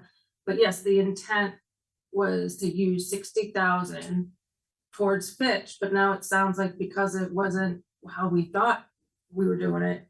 Sounds like now, because if we leave that in there, you're gonna have to let somebody go that's on FMLA. That's how I interpret it, and I'm just saying that if it has, that's why I said if you meet with the chiefs or Chief Littell and say, is this really necessary this year? Again, it was only meant to start in January. I get it. So, I you know what I'm work- trying to say? I work for you. I work at the pleasure of council. Mhm. You directed that 60,000 for public safety needs. But I think based we- off of that. Thought because. That's how I moved forward with it, and I'm happy to do that. Like I said, I get it. I'm happy to do whatever you guys tell me to do. I might not always agree, Well, but I'm happy to do whatever you tell. I'm just saying, I don't know, cut you off. Jen. Yeah, no, I think, yeah, I think it's something we can, if council wants to revisit that later, we should. Yeah. And Agreed. please let me know. I'm happy to add it on the agenda. If we're lucky, it passes and we get to revisit it again. But is there any way, Brian, that we can see what you're, it's hard because I get what you're saying. You So- don't wanna wait till, you wanna wait to after. So there's a the different plan. dynamic now from 2 days ago to now. Now I gotta come up with 192. Right? Different salaries, different positions might fall better. I don't know. Yeah. And so that's what I kinda gotta weigh out. I was just wondering if there's any way you can give it to, if you kinda get closer to where you think you're gonna get to that 192, you could share it with the chairs and they can share it with the. Yeah, oh, no, I tell you guys, if you want, I'll send you a memo. You know, once the budget's final, you know, where the cuts are gonna be, I'm happy to send that to you, obviously. Sorry, it took a That's little fair. bit longer. talking about I that. haven't had to cut a position since I've been here yet. I have not added a position since I've been here, so I knew it would happen one way or the other, this is where we are. It's just a very difficult year, so anyways, I won't belabor it, I just wanted to. Yeah. Throw it out there as the, No, understood. I think we understand. Mhm. Well, I won't say there was a vote, but it seems like based on facial expressions or sympathy to the point of view, we can Yep. continue to discuss it later. Well said, well said. thank you, everybody. Okay, And thank you again. But you guys did yeoman's work that Yes. to try to get all of this, so Yeah. thank you and I feel I didn't do. yes, thank you. Why did And No, Yeah. I'm to put it on the taking that. record too, I had sent in a question at some point and Yoli was responding to me over the weekend, so, you know, Yes. I, Yeah. Yeah. like our town staff in a lot of ways does, yeah, going above and over beyond. above and beyond. Weekends, so thank you. last minute meeting. Yes. between Yes, Us with, or late last night was definitely appreciated. yes, thank you. I'll talk to you. So the motion on the floor is to determine the split of the reduction. Is there any more discussion on this topic? Seeing none, or no discussion, we'll do a roll call vote upon this. Counselor Buckler, Aye. Counselor Yudichak, Aye. Counselor Rainey, Aye. Counselor Shay, Aye. Counselor Beebe. Aye. I'm an aye as well, so that motion passes unanimously. All right, item 8.6, approval of resolution authorizing the form of the ballot. I'll turn over to you, Brian, in a second, but I'll just say this was again an outcome of the meeting Chris and I had with legal counsel last night. Essentially, on our meeting up on Wednesday, we voted on the form of the ballot. We were very concerned about the verbiage, given that we had some concerns about how the ballot was worded. However, for completeness sake, the motion here is to approve the ballot with the actual mill rate and dollar values it plugged into the motion. I don't know if we'd like to throw that up on the screen just for council to look at it. Or we have a copy of it. There is a copy in the packet. We can work through and fill in the numbers as we go through. This is a housekeeping issue. It's required the exacts to be approved by council, as you said before. So the budget question is, shall the town of Tolland's proposed 25-26 budget of, and Yolanda, do you have that number? Yes, I do. So it is 64,939,258. $649399258 in that first box. Reflect the spending increase of a dollar amount or percent, 2%. Yes, $1,273,318 or 2%. One more time. 1,273,318. Thank you. 2 flat for a rate, for an estimated tax rate of mills. 27.23 mils. For a decrease of 10.54 mils. or percentage. 27.91. Be adopted. That's it. That's the draft resolution. Okay. Any questions? That's already made, right? This is a formality, housekeeping we have to do. Yep. Just for clarification, we dropped the second question Yes. from the. Yes, sir. It's just. Got the answer. All right, I'll entertain a motion to adopt the draft resolution. So moved. Is there a second? Second. Others, Marilyn. Pick one. All right, seconded by Mary Lee. Any discussion? All right, all those in favor? Aye. Heard an aye from everybody. Passes unanimously. Thank you. Okay, we'll go to item 8.7, continuation of discussion regarding a proposed policy for the ambulance funds. So we had a good discussion last weeks ago about the ambulance fund policy. And Councilor Yudichak, I believe you went through and updated this draft based on that feedback.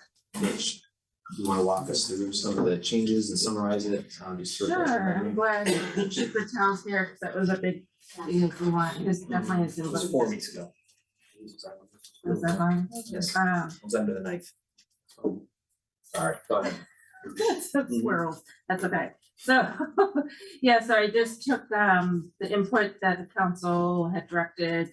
They wanted more of a revenue stream, so we added things like rescue bill, fire marshal fees, inspections in there.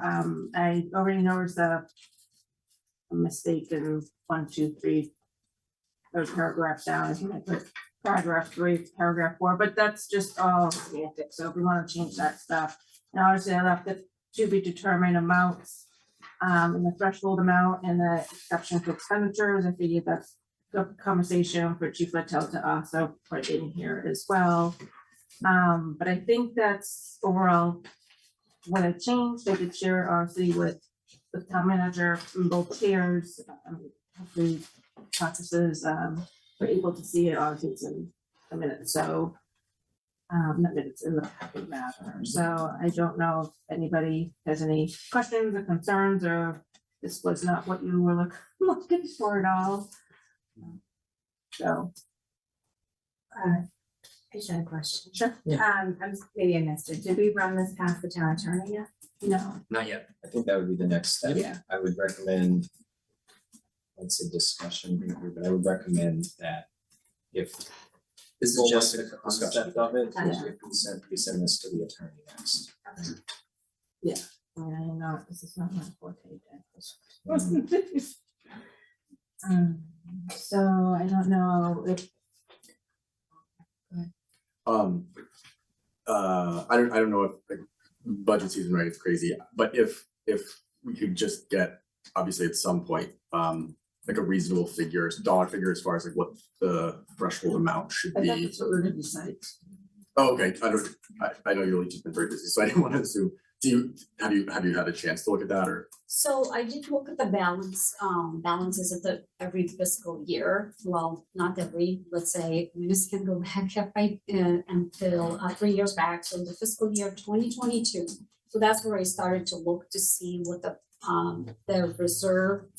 ambulance reserve balance was. So from that fiscal year, we had, and I'm gonna just talk the roundings, I'm not gonna give the exact dollar amount. So we had $621,000. Then in fiscal 2023, so end of fiscal 2023, we had $814,000 because we had some sales of some assets and it was an increase. In FY 2024, the balance was $775,000. And in FY 25, as of now, we have $269,000. I also looked at the revenues and just looked at your friend today to look at the ambulance revenues from general fund that exceeds the 39,000, and that's what we need to transfer. So we're looking really good, and it's definitely higher than we estimated in our capital plan. If you remember, Council Colleen, we were very concerned in my 5 years. So the revenues actually increased, where we were estimated, by $42,000. It still makes it a little bit different. So the average revenues for 4 years, we run about $311,000. for 4 years, is that what you said? At the average. Before. 4 years, yes. So again, we are doing better with our plan. And we definitely not gonna go to that $15,000 in the year, I think, 4 or 5. I know, So I did look. right now, it's looking $58,000. But that's all the equipment that we're purchasing, and that was in the 5-year. It's okay if I jump in. I guess the way to think about it is, I'm gonna tie minimum balance to something logical. I would think it would make sense.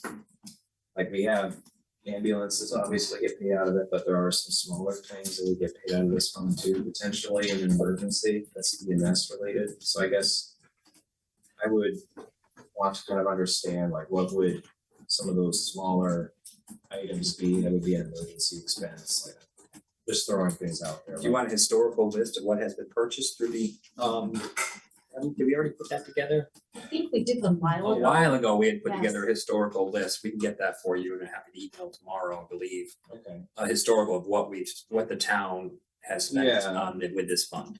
I think that would be, I mean, open discussion, but something like that would be helpful because then you could kind of tie it to like, at an emergency, we're in a tight spot, let's at least have this much money left in there so that, you know, majority of the council, we could be able to purchase X.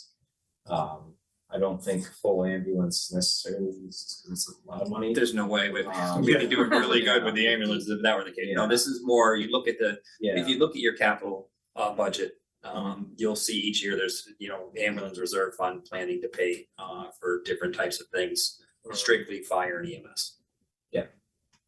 thank you, Brian. But this could impact it. If there's fire stuff down the road, we would have to shuffle the deck. Yeah. Figure out, what are we gonna, use it for? How are we gonna pay for it? Or do we bump the ambulance stuff ahead? Okay.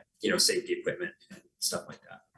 It's smaller stuff, John. I don't think I've ever said no to the chief on the ambulance reserve fund. It's entirely, I've left it to his discretion. He's been very responsible about it, and I chase him around for every penny he has, basically. So he's been very good about the ambulance reserve fund.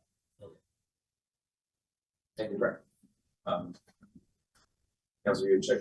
No, except I was just gonna say, I think part of having a chief here was, I can't ask him a question. I was just wondering, were you able to look this over? at all? No, I'll be honest with you, I did not look at you. I looked at the first draft that was sent out, but I didn't get a chance to really read it. The draft what you have. Do you want a copy? It's not very big.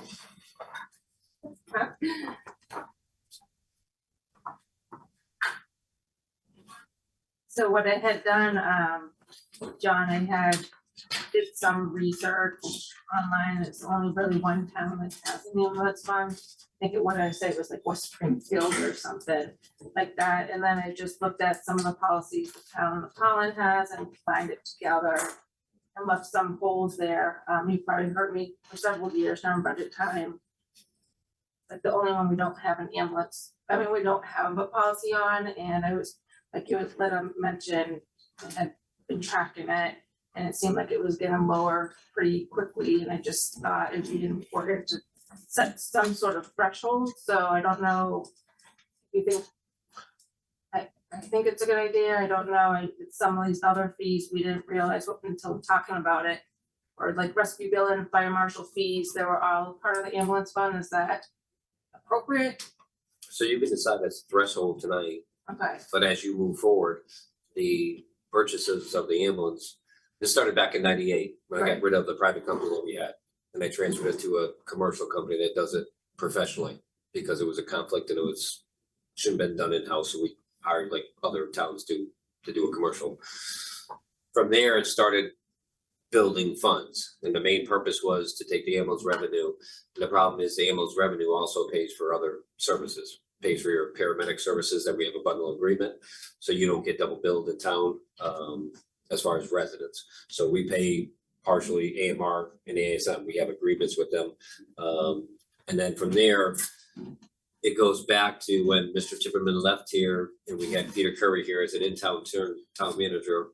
And from there, him and I had come up with the policy that we would put money in there, whatever was left over, we would, take 200,000, 100,000 every year and put it towards a capital. So when you had a major capital expense for a fire truck or something else, it would take the burden off that large expense. And then years later, we started, because of funds and budgets and everything else, we just started tapping into buying a service truck and other fire related equipment. So like Brian says, historically, we've tapped into it. Like Brian says, in the capital budget, you'll see the ambulance reserve every other 3 to 4 years. We transferred the PPE, personal protective equipment, out of the operating budget to the capital budget because the price of PPE is now $5,200 per set. So from there, we just started saying, okay, every 4 or 5 years, because then the laws changed that we have to throw fire gear out every 10 years, or 25 washes. So it just started going that we had to start now maintaining other things. So we've purchased service trucks with it. We've purchased other things.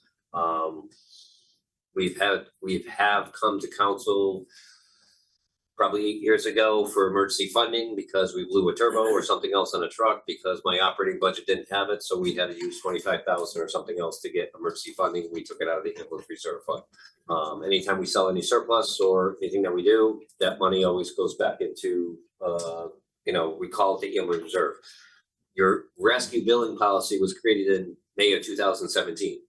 And from there, it has grown legs. And we have a town ordinance on that. As far as rescue billing, and we don't charge any residents, we don't charge any businesses unless it was malicious or anything else. Mainly it was created over the Interstate 84 and a bunch of other stuff because a lot of state funding went away. So we started creating that, and as a matter of fact, it just changed.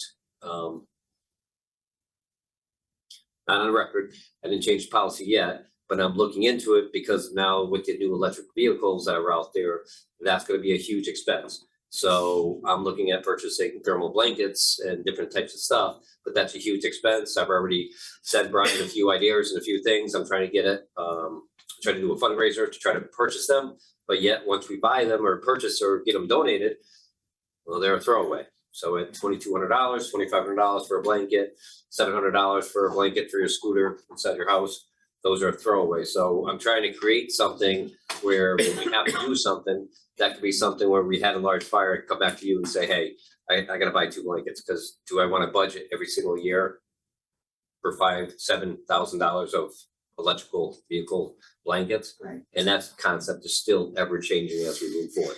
So those are just different items, and then we created the fire marshal ordinance, I think shortly after that.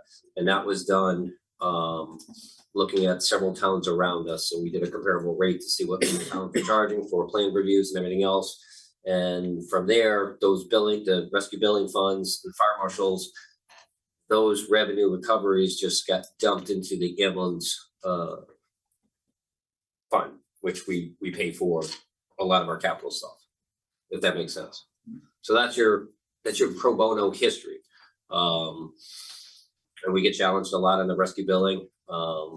We don't make much off of the state. They reimburse $200 for a call once in a while on the highway, but if I'm doing rescue billing, I'm not gonna get caught double billing, so I don't use the state of Connecticut.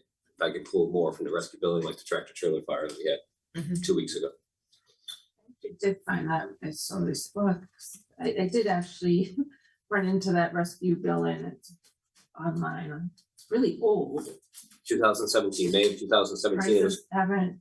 the prices, the Are they gonna prices go have up changed. I here? come back to Brian every single year. We've gone to council with bid price changes. And Oh, we've yeah? only, I think, changed it once or twice as far as He's got the, national standards, he's really conservative and safe about it. No, I was just wondering if they're gonna go up. Everything's gonna go up. I'm just switching to revenues, that's all. Oh, Sorry. yeah, oh. Why, when as they go up, everything else I meant does. charges. Yeah, no, I got you. No, I Charges, understand. don't think have changed. no, but I just called 2 weeks ago to have them do a major review because I got Brian's permission to move forth with the electrical vehicles and the other items. So they'll probably come back out with the items, and then I'll have to come back to Brian and probably come back to the council to change those. And it'll just be the addition, you're not voting back on an ordinance, you're just changing the numbers of the billing. Right, so since we have some of these in here, should it be included that if you're rescue billing, although maybe I have that in here. So if you're using some of the rescue billing to purchase things. All your rescue billing, all your fire marshal fees and ambulance fees Did I are under one include account. that? I think I wrote it in here that those things can be used. It gets all revenue into one account.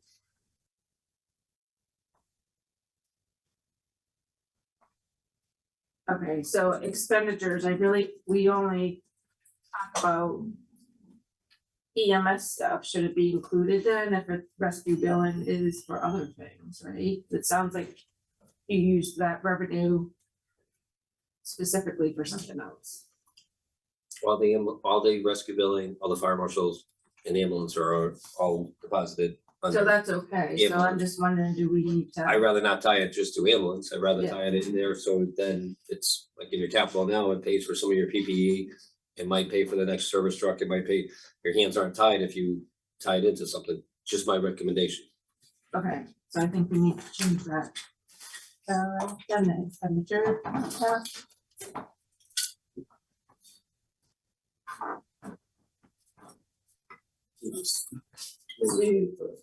Go ahead.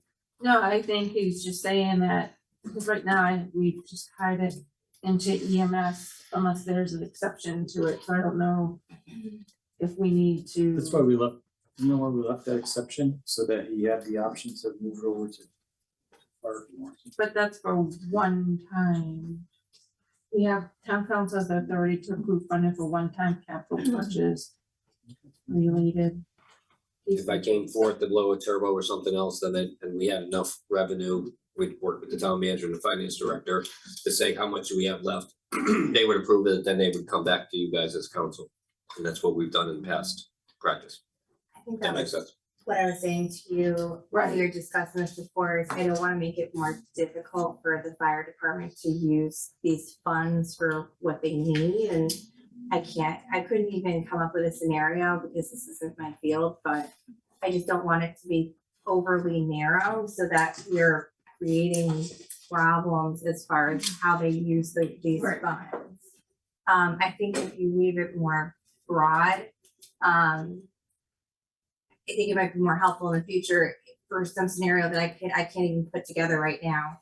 But I just don't wanna tie their hands in how they can use the funds if that just becomes more of a burden. Councilman Bryan, did you have something? Just a question, is there, just for, purposes of how we might implement this, is there like would it be like emergency equipment or like what what would capture sort of like what you're using it The for? capital plan is always put together through the town manager's office, through the finance director. They determine which category, what they're gonna plan out. If I had a major emergency, then I would come back to the town manager and finance director to say, hey, I just totaled the service truck or something else, I need another 75, whatever, that would be their decision to come back to you guys to. So Yeah, what I think is- I'm asking for wording of the policy, right? Like if there's a concern, and I don't have strong feelings on this, but if there's a concern that we're limiting you by just saying emergency medical services, I'm just seeing, how do we go forward if we're trying to accommodate what your concern is, right? To not tie your hands. So what do we say, They right? kind of explain the process. John provides Chief Lytle provides a list of needs every year. And I give him more of a hard time than anyone else on said needs. After we vet out what he needs, we put it into the capital plan. Yep. We look at the best, most responsible way, fiscally responsible way to pay for those I things. A see. lot of times, the smaller things are best paid for out of his thing. Now, on occasion, Chief will come and say, hey, I'm in a pinch. Yep. We had this happen to a trucker, we had this happen. I start scratching my head and he'll say, we can use the ambulance reserve fund. I say, thank you. Please proceed.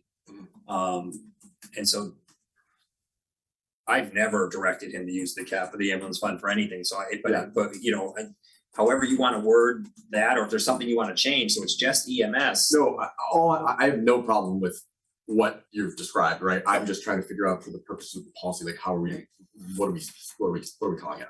That's all, but I'm not suggesting that we change, I mean, I'll leave it to council you to check, but that's not, I'm just trying to know how do we capture what it is. And I guess we can figure that out. I guess you're great, Joe, because we do have the town council's authority to approve funding for one-time capital purchases related to the Tolland Fire Department on a case-by-case on a predetermined amount. I guess, Do we should we get a predetermined amount out of there? Like, because if it's gonna be presented to us or town council, it doesn't really matter. you vote on it. Yeah, it doesn't really matter. I think, That's what I was worried about, the prices. Yeah. Of $25,000 a couple of years ago is probably $50,000 now. I wouldn't want the chief or the town manager to come back to whatever future council or whatever, come back and be like, I need $20,000. Like, I wouldn't want them to come back and have a meeting just to allocate, you know what I mean, a very low amount and waste everybody's time. What about versus- looking at a list? If you have an idea, flavor of what we've spent on, it might give you a good idea where that threshold should be. You know what I mean? If we're spending 100 different things right that were under $20,000, and maybe that's a good number, or under 50,000, but I think historically, look at where it was and understand things have gotten Oh, yeah. much more expensive. And I think I asked you for a history of what we spent on, so we can get that for you in short order tomorrow. Okay, it's just, you know what I mean, I don't know what you're coming up here for conversation. Yeah, I mean, I feel like effectively what this policy's doing is it's basically just standardizing what's currently being done for future generations. What I just explained, yes, for Well, future generations. Because, capital budget, we vote on that already. That's qualified here, and as you just described, if there was an emergency. It's it'd be- rare. You would go to council anyway if it was a big Yep. dollar amount. So I think that's we're just standardizing it so that when Brian's not in his chair and John's not in his chair, we're not here. And maybe you have people that are not as good fiscal stewards or whatever. There's a policy that exists that explains what the fund's for and that you should just use some caution. I think that's basically what this policy is trying to do. Oh, okay. Yeah. But I do think a list would be helpful. Yes, and then the threshold amount at don't go below. Did you skip the number, Yolanda, or no? Number of, What number not to go below, like Balance. the Oh. balance? so, when we presented the capital budget, I think there was, the year 4 had like $15,000 left based on all purchases that we're planning in the capital plan. Right now, it's $58,000. Because I ran numbers today, May, we still have a month and a half to collect some ambulance fees so that we can.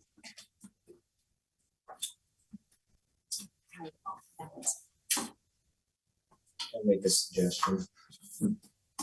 If the council is fine with the verbiage of this, minus the dollar amount, which we can just plug in, would council be opposed to just having the attorney look at this? And then in parallel, we can look at the list of what has been purchased out of that account, and we can determine that in another policy.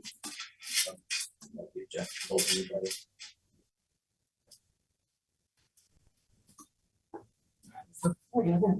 I wasn't even saying. There's nothing for Jacob. Oh. So at that point, just because I got a little tied up, where are we changing anything? I don't Sorry. think we're really changing anything, right? Okay, Right, but I don't know, I'm just. You know, move forward with the attorney review and then subject to another meeting, we can finalize the numbers to. yeah, because that doesn't really need a legal review. No. So, None of the numbers. I mean, there's just one. Typo, but maybe the attorney will get it. yeah, Department? No, I have the number. I have two and then I have three, it should be four, so, but that's up to the lawyer to fix. if it makes you feel any better, when I tried to do a draft of the tax evasion ordinance, it got totally completely rewritten by the attorney, so Yeah. I wouldn't sweat it too much. I'm not going to. Okay, I guess I'd entertain a motion to send the policy to legal counsel for review. Second. All right, motion's been seconded. Is there any discussion? Right, all those in favor? Aye. Opposed, abstentions? All right, that passes. Thank you, Chief, for your input. Thanks, Chief. Thank you. Okay, that brings us to the last item under the town manager report, which is appointments of two vacancies on various municipal boards and commissions. There's no appointments, but I understand that there is a discussion item for this. I don't know who I should cue this up to. Yeah, I'll give a Yeah, high level overview and Joe or Sarah Beth, feel free if I'm not getting the details right. So the town has a technology advisory board that I believe all of their membership comes up, their terms expire, I think at the same time, which is coming up next month. And they, I think the charge of the technology advisory board was ultimately to be able to, the town and the board to be able to consult with, people in town that might know about technology, be able to provide input sort of free for the town, right? There hasn't really been a need for them to meet, so it's not as though these members aren't like fulfilling, their obligations, but they just haven't met since 2021. So I think the discussion is just how, do we want to proceed on this? Do we want to, just continue to renew their terms as is? Do we want to discuss changing the charge of the technology advisory board? Do we want to consider eliminating it? I think that was the purpose of putting it in each other. anything to add, Sarah Beth, or Brian, or Joe? So I believe maybe Marilee, you can help. Was this board put together when we were building a school? And that was a part of it. That's what I had told was the intent of this board way back when. And it was when Wi-Fi was just coming along and cell phone coverage, and we really needed that. I can tell you that I thank all of them on the board for their help. Each of them, most of them I speak to regularly to some degree, and are available should we need them. And, I'm sure, speaking with Andy Powell, he'd get the band back together if we ever needed him to. Right.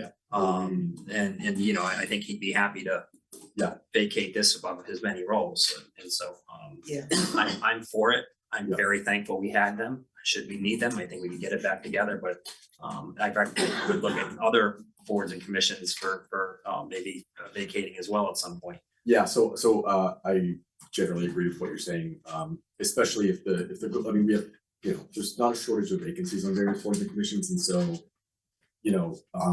if this one isn't needed, and as you say, it's not as though we can't still tap into that resource if we need it.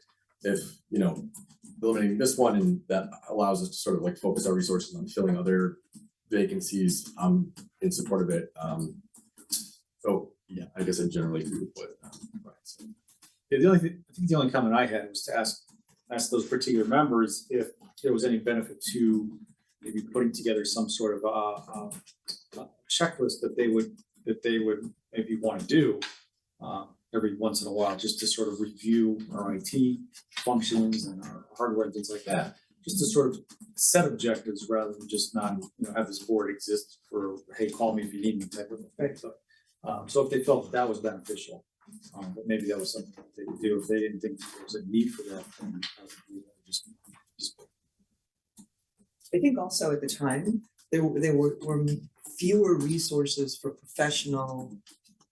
the level of expertise and professional resources may not have been as prevalent back then. We had the benefit of some really, really cutting edge people in town at the time between CNC Software and a bunch of other guys in town, a bunch of other people in town. So I think that you're right, Brian, a lot of it came out of the building of the school and the change in communications, and the world has changed tremendously in a very short time. Right. So I like the idea of a checklist rather than just sort of like a blank, hey, everybody's kind of still on there. And I also think this is transitioned so significantly to now possible things around cybersecurity, right? And is this, should there be an added focus on things like that? Do these people have the ability to even address things like that? It would be good to know that. So we do, since this is developed, we have now partnered with South Windsor for our IT services. And our cybersecurity services. And we consult with them on everything, and they have a full team there, so we do have that added benefit since now as well. In fact, that's who, when we have cybersecurity questions, we're working with South Windsor now and their IT team. So we're in a good place.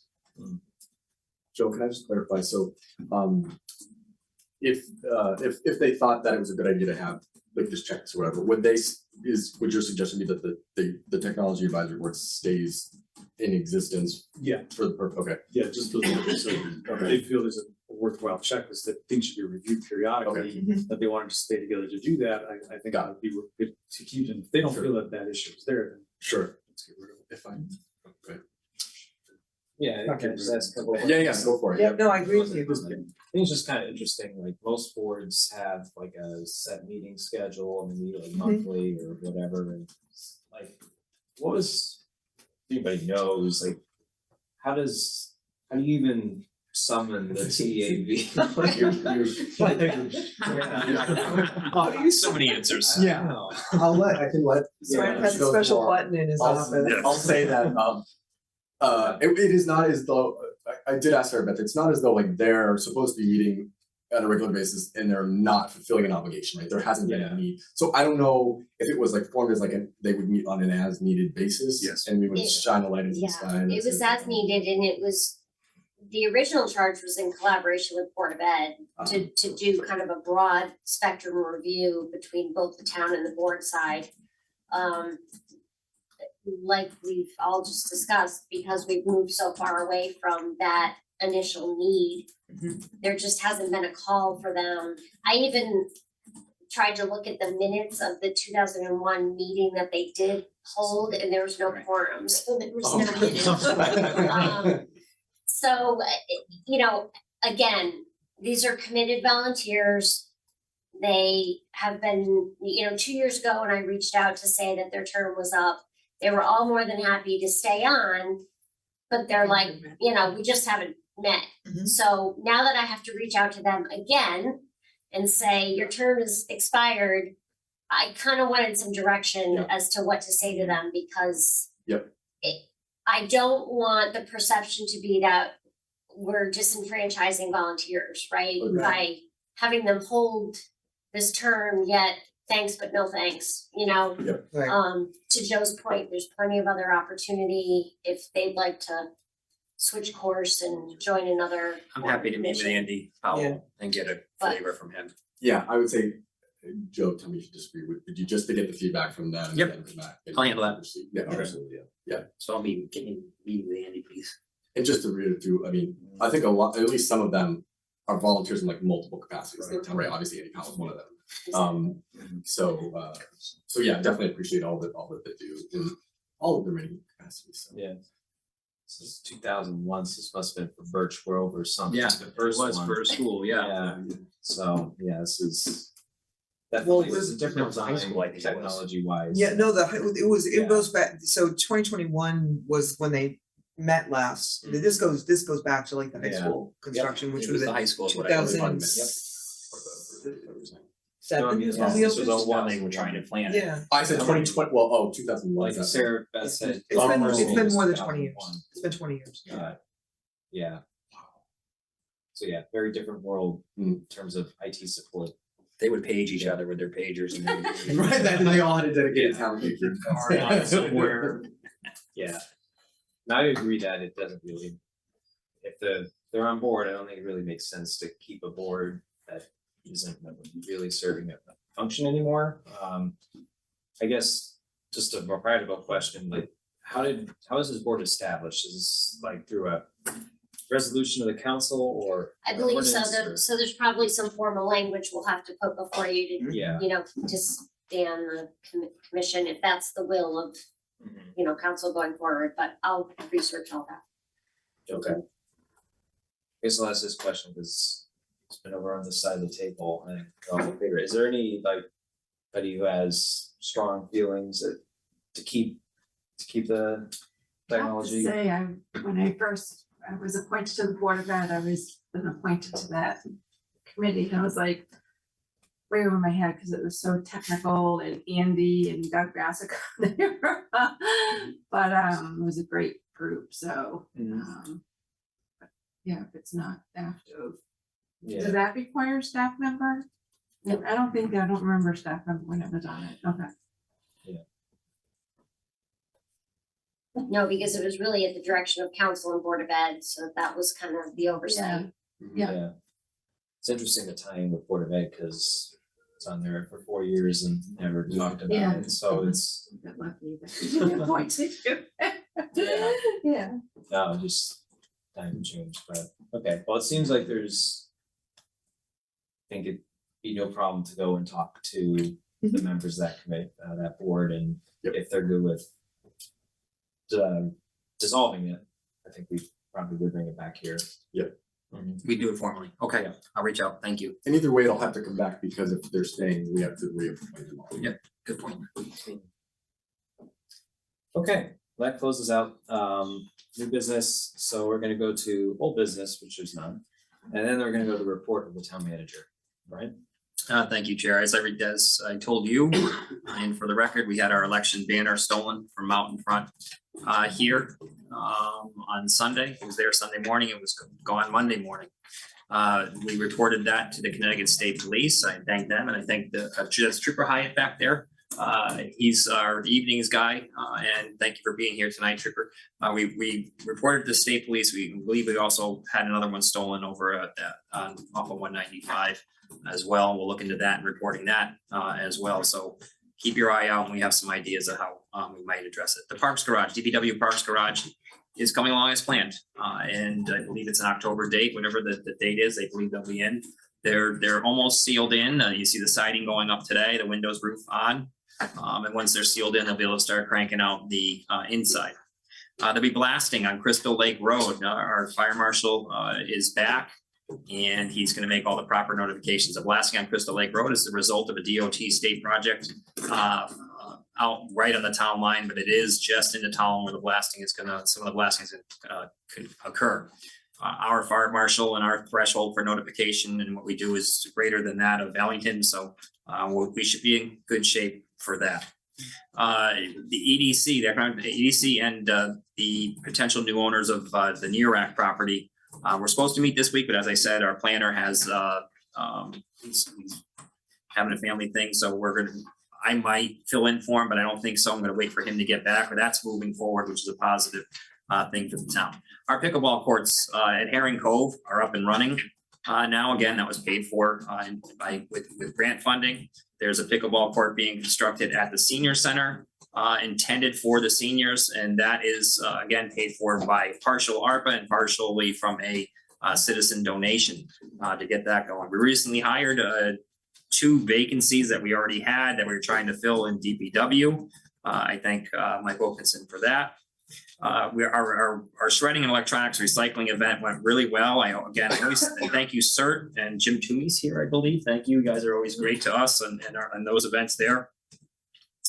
The farmer's market's going along fantastic. The new design seems to be working out great. I thank Brenda Faluzzi and Sherry Sullivan for their work. That with that also, we met and did basically a safety and confidence meeting for the Memorial Day Parade with the state police, the fire department, and everyone, DPW, and kind of went through the and the PCC and went through the parade operation and everything that's going on with that, and made sure everything, we had all our bases covered, that it was going to be a safe, secure event and run smoothly. At the end of the parade, there's a ceremony that we used to have tucked down behind the old Parker School. Now it's going to be right here on the green. It will be a busy day on the green on that Sunday. I believe is it the 25th? Sunday the 25th. You're going to have the farmers market. You're going to have the pancake breakfast, and you're going to have the Memorial Day Parade. So it's going to be a great day on our green for everybody. So that's where we are. And we're going to, with the ceremony, we're going to look to add some ADA matting on down this side of the sidewalk for our ADA folks. That's all I have. Any questions for Brian? Just one question, any idea what the potential owner plans on doing with the Neuron property? Data storage type of thing, some regular storage type of thing. Remember, we had converted we actually changed the zoning to be a storage facility or data storage type of facility. The exterior of the building would not really change anything. Yeah, they might add a place, a different structure they're talking about, but all positive. Positive for Tolland if they put in there for our businesses especially. Yeah. What they're gonna do. Yeah, Councilor, your check. Is there any, I know you talked about the parks facility, that new construction. Any way that go over it, if we want to, just to see where it's at. Anytime. Yeah, and you can just call, I'll get you, Scott and I will go over there anytime. Okay. Just Absolutely. appreciate council and authorize it. Well, when it's done, we'll do an opening, but if prior to you wanna go around and sniff Yeah. around, that's I'll great. look at it as it's getting built. And I'll just add to that. I ask Brian every week because going, Yep. he probably doesn't like the question anymore, but it's every week it's. No, it's going on. Tolland, something's gonna happen, the paint factory's gonna explode and, you know. Well, it hasn't happened yet. So far going well. That's a relatively simple structure. I know, sorry. Here it should've comes. said that. These years coming. Yeah. There you go. Strike it from the record. Any other questions for Brian? Do you have an opening day for the Lions Den? No, they have not submitted their permit to us yet. So they're far away from opening. Yes, depends on your definition of farm. Well, reserve comment, thank you. I'll let you know when I do know something. Thank you, guys. Anything else? All right, thanks, Brian. All right, that brings us to adoption of minutes. We have 2 sets of minutes to approve tonight. Is there a motion to adopt those minutes? So, is there a second? Second. Any discussion about those minutes? All those in favor say aye. Aye. Extensions? I'm gonna abstain on the 422 minutes, but I am saying aye in the 416 minutes because I was not here for 422. All right. Seems like we're good. Motion passes, minutes are adopted. We'll go to correspondence to council. Sure, since our last meeting, we've had 27 emails regarding the budget since our last town council meeting. And then one regarding the band and choral bash at the high school. That's it. Thank you. All right, chairperson's report. I don't have a whole lot today. I'll just, reiterate that. We had a difficult, but I think important budget discussion that on Thursday or on Wednesday. I thank the counselors for working hard on compromise and what is a very challenging environment. Yeah. We have probably the worst year possible to be on council right now in terms of budget impacts. We're in a very tough situation. The 2% put forward, it's a modest number. I'm going to work, with Councilor Rand to try to dispel some of the misconceptions about the budget. Emphasize the fact that we are working to use our funds to the best of our ability. There aren't easy solutions at this point. We've exhausted those. And kind of laying out the situation. I think that's important. That's done. And the next vote is on May 20th. So please go out and vote. All right. Any communications and petitions from council persons? Yep, Councilor Ray. Just two things. One, I just want to agree with Chairman Mari about the budget. It's obviously, as he said, very, very difficult year for the budget. And I will work with him, obviously, to continue to get out as much information as we can. I just, really ask residents if there's questions or concerns, reach out to the council. Look at, the budget. We really are. There's not sort of.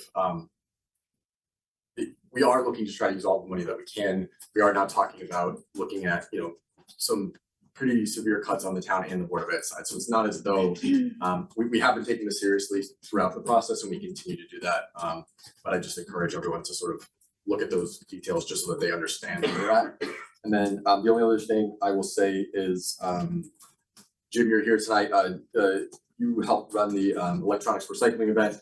I just want to say you always do a fantastic job, even when it's difficult to get volunteers for any given thing. But in particular, I know you always somehow manage to pull it off. So thank you very much. Thank you. Any other comments from councilmen? Yeah. The middle school's putting on their musical this weekend. It begins on Thursday. They're doing Newsies Junior. It's being held at the middle school auditorium. Tickets are gonna be on sale only at the door, so it's Thursday night, I believe it's 7 o'clock, and then Friday night, and then Saturday at 1 p.m. Kids are really excited. They put a lot of work into this production, so we're really looking forward to it. Thank you. Go see it. What's the show again? Newsies. Oh, cool. Yeah, it's gonna be really great. So exciting. End of the year. Well, we're getting there. Yeah. Close in the year. It's Yeah. it, Yeah. yes. All right. Okay, that brings us. Yeah, no, I wanna just say one thing in addition to, thank you for agreeing to work together to provide some further public education on the budget. I think that's really, really key. And one thing that struck me, because we have this, I know we get this, but we have this like really sort of lengthy typed up report from the town manager. And one of the things that I think we also need to do is to emphasize exactly the plethora of services and the things that the town does provide to the residents that are available, right? We have amazing parks. We have, between the rec department, the library, senior center, social services, many of which are really critical for people, public works, roads, and I know that it's difficult to maintain all of that, and our public works people work hard at it. Fire and rescue, right? And unfortunately, chief is gone, but something happens in this town and you get the equivalent of, 50 years ago, my mom was like one of 2 women who was the first EMT in the state. The people that we have now that will come to your rescue were the equivalent of doctors back then. Like, it's an amazing thing and we don't charge anybody for it. So I think we need to emphasize to people most of what we have here just kind of works behind the scenes on a day-to-day basis, and we don't see it and until we don't really know about it too much unless our kids are playing sports or we're hiking in the park or something like that, or the kids are in school system. But there's a lot in here. There's a lot in here. And I think we need to be vocal proponents, advocates for what is provided. Get off my soapbox. Thank you, Councilor Wood. Clear, we'll go to public participation next. On any subject within the jurisdiction of the town council, please note there is a 3-minute limit. We'll go to the room first. Okay. You're good, George, sorry, yeah. I couldn't quite tell if you're pointing at me or not. Sorry. George Gilbert, King Road. You know, it's a tough time and maybe the budget's gonna pass, maybe not, it's gonna be close. But we have to get serious thinking about where we're gonna cut, if we have to cut more. My thought is, you're not prioritizing enough on the important stuff. Fire, police, public works, you're at school. So, everything else is a nice to have. Some more nice than others. That's where we need to cut if we have to cut. Let's not cut the school more. You wanna give more money to school, then you gotta take it from somewhere else. You gotta stand up and say, let's take it from here. My point is, I would think would be the park and rec or whatever department you wanna call that. We have too many ball fields and all these other things. All cost a lot of maintenance, a lot of people. I know about people losing jobs. I was at a company that lost thousands of jobs. And they just go up to you and they tap you on the shoulder. Everybody feels bad, but it's what we have to do. It's just human nature. It's a business and that's what you have to do, run it like a business. That is something that people like to have, but you don't have to have a ball field. Charge admission if you want, have special passes where people gotta pay. And if they have that, their club or their whatever group can play ball there, tennis or whatever. So we need to think what is important, what the town has to have. And then go from there, everything else after that. Do you have to cut somebody out of the library? Who knows? Senior center, who knows? But to me, the biggest bang for the buck right now is the park and rec. I'd say cut 25% right off the top. I know there's gonna be people and all that other kind of stuff, but it's, do you want a school or not? Do you want a fire department or not? If you want these things, then you have to suck it up on the other things. My opinion. Thank you.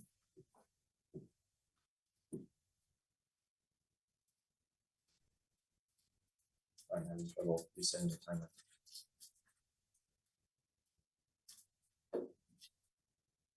Oh, got it. Sorry. We'll go online. We'll go back to the room. About my time with you, should be safe, right? I just have one comment, and dealing with the sidewalks.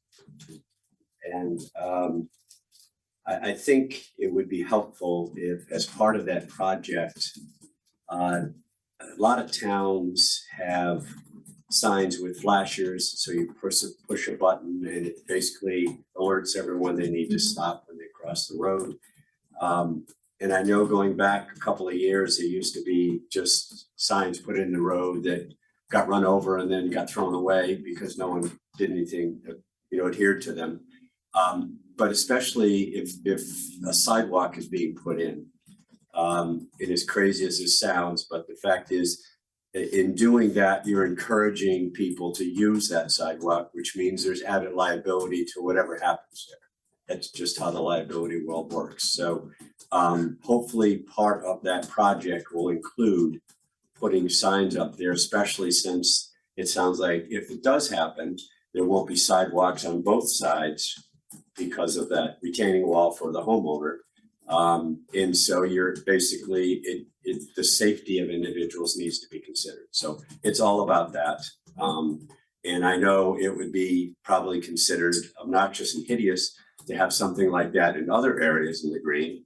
But clearly, I think that's kind of off the green and would be helpful as far as that goes. All right, thank you. Thank you. I'll go to Zoom. And I'll go back to the room. Yes. I just want to thank the council. Yep. Number of times you brought up the CERT. We really had all here. It's tough business getting volunteers. Personally, I've spent 43 years as a volunteer firefighter. John asked me to take over the CERT team during COVID. And I was going to do that. They've been doing a great job. They kind of fill in a niche where nobody else is there. We are able to alleviate some of the need to get the fire police to respond because they're getting overwhelmed. But it's the men and women that step up to help their town, and they do it to make it safer and more enjoyable to the town. And I do appreciate the help that I've been getting from the town. Mr. Warren reached out to me the last time about, and I said, no, don't get Brian involved. But no, they've been coming through. I don't know if you know that over the past few years, Brian has approved some radio communications for us. We have a complete ham operation system. And I have 5 guys that are all ham operated, qualified. And the town in an EOC environment now has the ability to talk to the world. I have a few other people that are now Aries certified so that they can now work on the state police networks. So they're doing a great job. And I just want to say thank you for all of you. Can we just get your name and address for the record?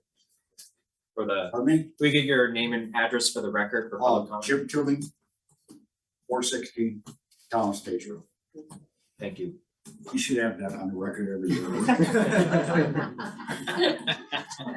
Fingerprints too, yeah. We'll go on Zoom. I'll go back to the room. Back on Zoom. Back to the room. Go on Zoom one last time. The room one last time. And seeing none, we'll close out public participation. Which brings us to our final item, adjournment. Is there any objection to adjournment at 9:30? Yeah. All right, we are adjourned.